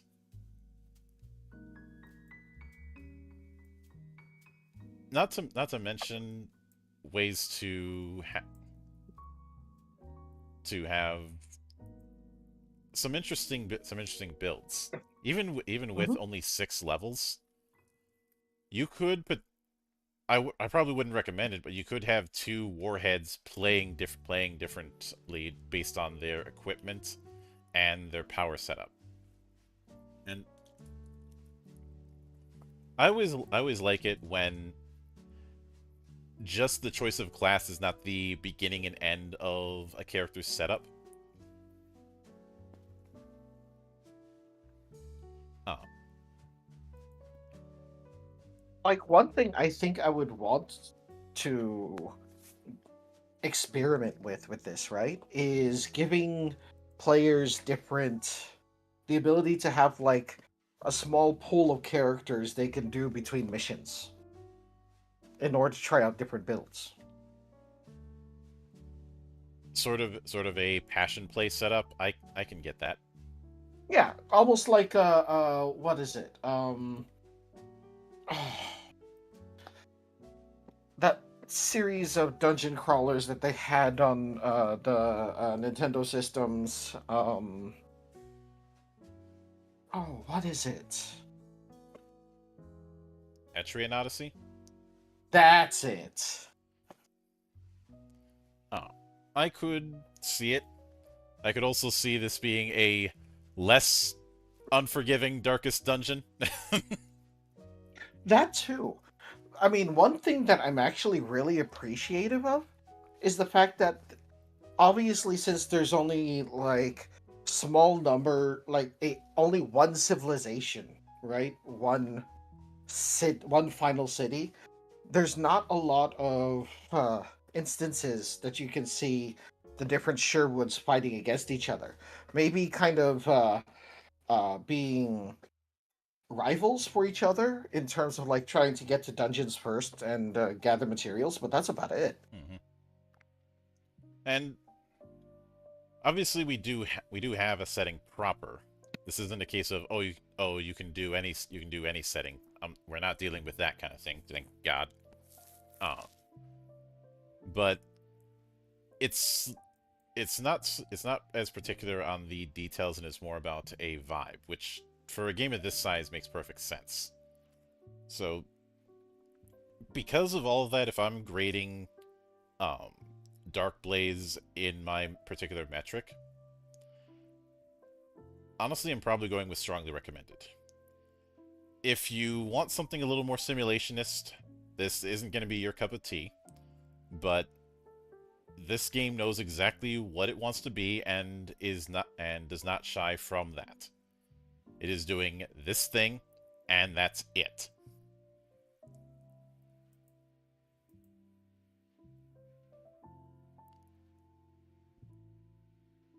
Which I'd say makes things a hell of a lot easier. I think the only thing I struggled with at first was the die mechanic, but once I understand how it works and how everything revolves around rolling 3d6 as a baseline, it starts to Mhm. make sense. Uh, I know some people have issue with the idea of rolling low in their head, but it's not that hard. You do have to adjust your caveman brain, but it's not impossible. I mean, worst comes to worst, if it really does become a major issue, just flip things, you know? Mm-hmm. But I think the only other people who might be a bit disappointed are the Shadowrun players who are used to using 4 pounds of dice per player. Okay, maybe not that many, but we've seen, the person who just has one giant brick of d6s, or that one person who wants to be unique by having the d6s with the cursed pips. Oh God, I The saw ones those. where the pips are in random spots instead of where they're supposed to be. I hate it. Somebody tried to use one of those at my table once, and I immediately said, "I will only let you use this if you drink a bottle of bacon soda." You and your bacon soda. Everybody hates it, which is why I keep using it. Uh, One of my friends tried to see if he could get back at me with something similar by using the world's most sour soda. Didn't work. I took a little bit of sip and it was like, that was a little sour. I guess he expected that my face would squeeze or something like that, but I'm like, I eat lemons. I eat lemons and I can't stand sweet lemonades. What You know, I'm just glad no one attempted to give you a chocolate soda. First off, the idea of that sounds horrendous, and second off, if somebody even put it in front of me, that is dropping the gloves. Mm-hmm. uh, I think. Oh, what is it called? A chocolate egg cream? Because it's a cream soda, if I remember correctly. that sounds totally In any disgusting. case, But it's not with bad. yeah, with that said, we'll be back here next week to wrap up our take on Armored Core 6. And I am working on what the next season is going to be, and next season we are going full weeb again. Again? Again. What is it this time? I'll tell you after the show. Oh, But okay.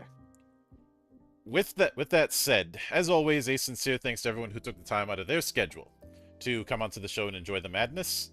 And there'll be plenty more where that came from, as there always is here, on the open bar of the internet. But until then, on behalf of the good brothers present and not present, my name is Mildra, I am your gaming monk. Stay fucking frosty, everybody! Goodbye.